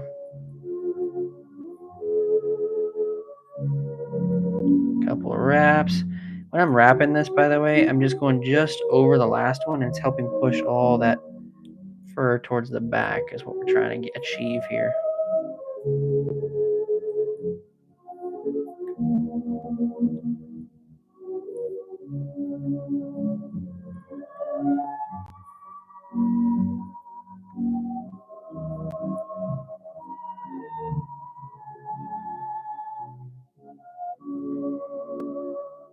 All right, now we got about there. And roll past that a couple of times, locking in that fur. And I'm going to cut that off right about there.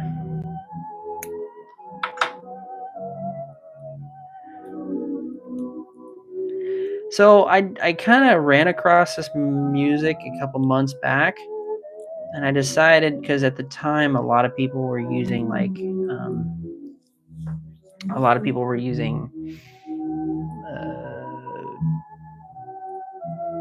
lo-fi music in their streams, and I was like, dude, I don't want to do that. I'm not a huge fan of lo-fi, and I want to do some original. So I came across this music, and dude, has it just stuck. People seem to love it, so that's what we do. All right, next piece going in is a bunch of rubber legs, basically, that go into this part next. Nira, this is a salmon twitching jig that we use here in the Pacific Northwest. I catch fish like these with this jig.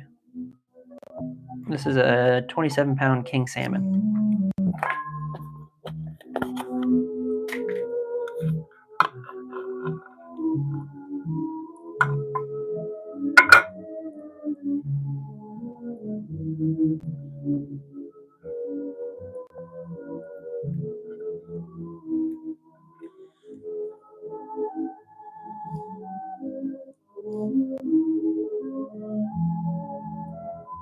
Okay, we got 3.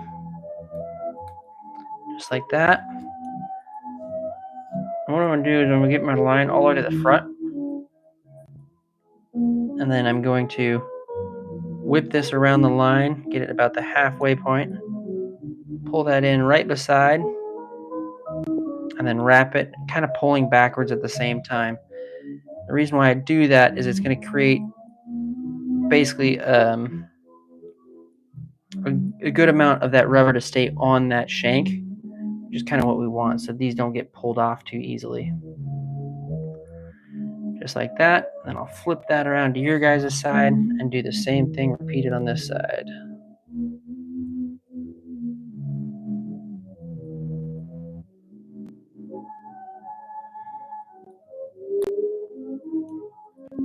Ah, thank you, Nira. Thank you. The ant killer's back. What's going on, brother? Well, don't leave this time, because we're on the last one here. This is going to be the last one of the night. Okay, whip that around. Tie that in like so.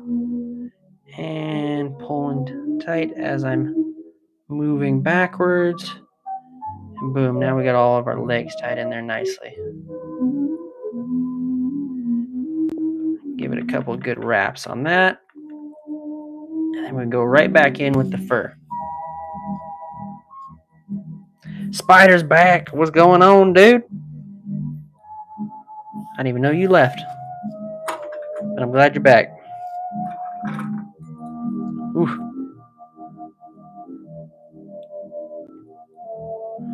All right. And then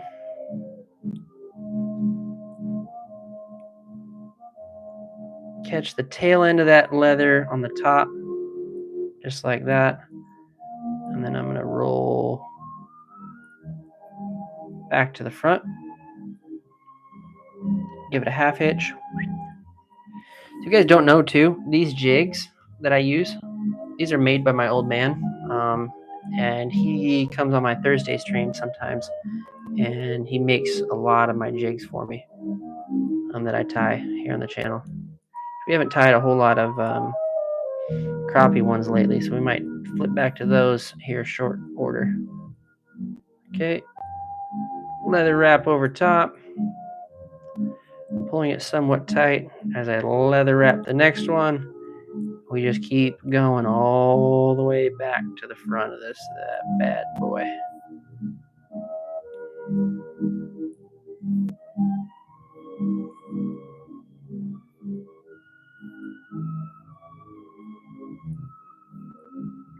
And sometimes on the front, I'll give like a couple extra wraps. Just kind of builds a nice good head balance on the front of this thing. Get a couple wraps, lock that in place. Come back under. Cut that off free. And then these salmon jigs need a good, solid thread-based neck to them. So I give these ones a pretty good hardcore wrapping, and then we do a little even extra specials. I'll put that UV resin on the front of this. Whoa. Try and extra careful not to get as many threads as you can in there. Or as much fur is what I was trying to say.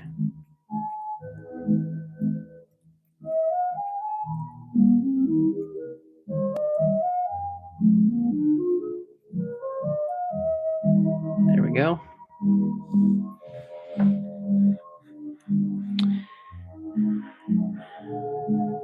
For this one, for spider, no, this is conventional gear. This one here, I'm throwing with a. I've got a Akuma SST rod that I use for these ones, and I'm using it like a bait caster, and I'm jigging them across the bottom. You want some of these pink and white ones for you, Oregon? I can do that for you, my friend. Okay, I'm gonna wet the fur back a little bit just to get that out of my way. I'm gonna finish this off. A 12 weight? No, man, no. I don't do big flies like that. I'm pretty happy with my 6 weight. It does a lot, man. It does the panfish, it does the bass, it does the trout. I mean, it's a really good just all-around QFC weight. stocks fresh produce daily, including crisp lettuce, juicy blueberries, and so much more. We also This perform part inspections gets to a make little sure bit our tedious here, so you guys are gonna get me quiet. Holy crap, 90 likes, man.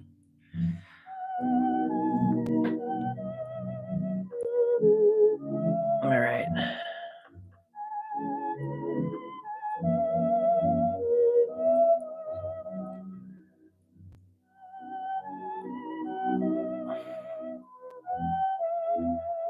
Just like so.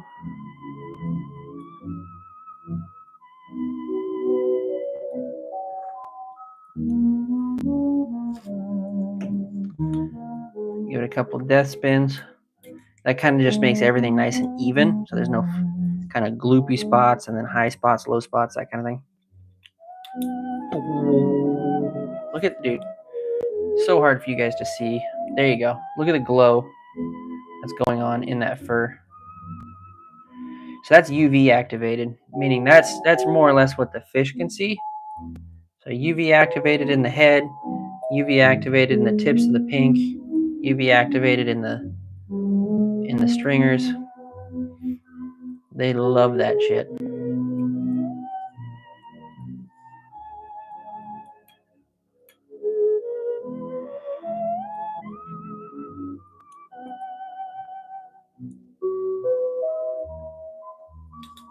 Okay. Last but not least, we cut some of these free.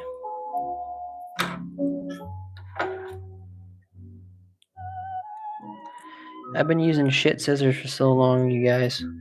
I got this new set. This is brand new to me. And this was my old set. 46 Ford.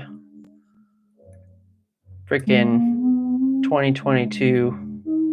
You know, night and day. Night and day.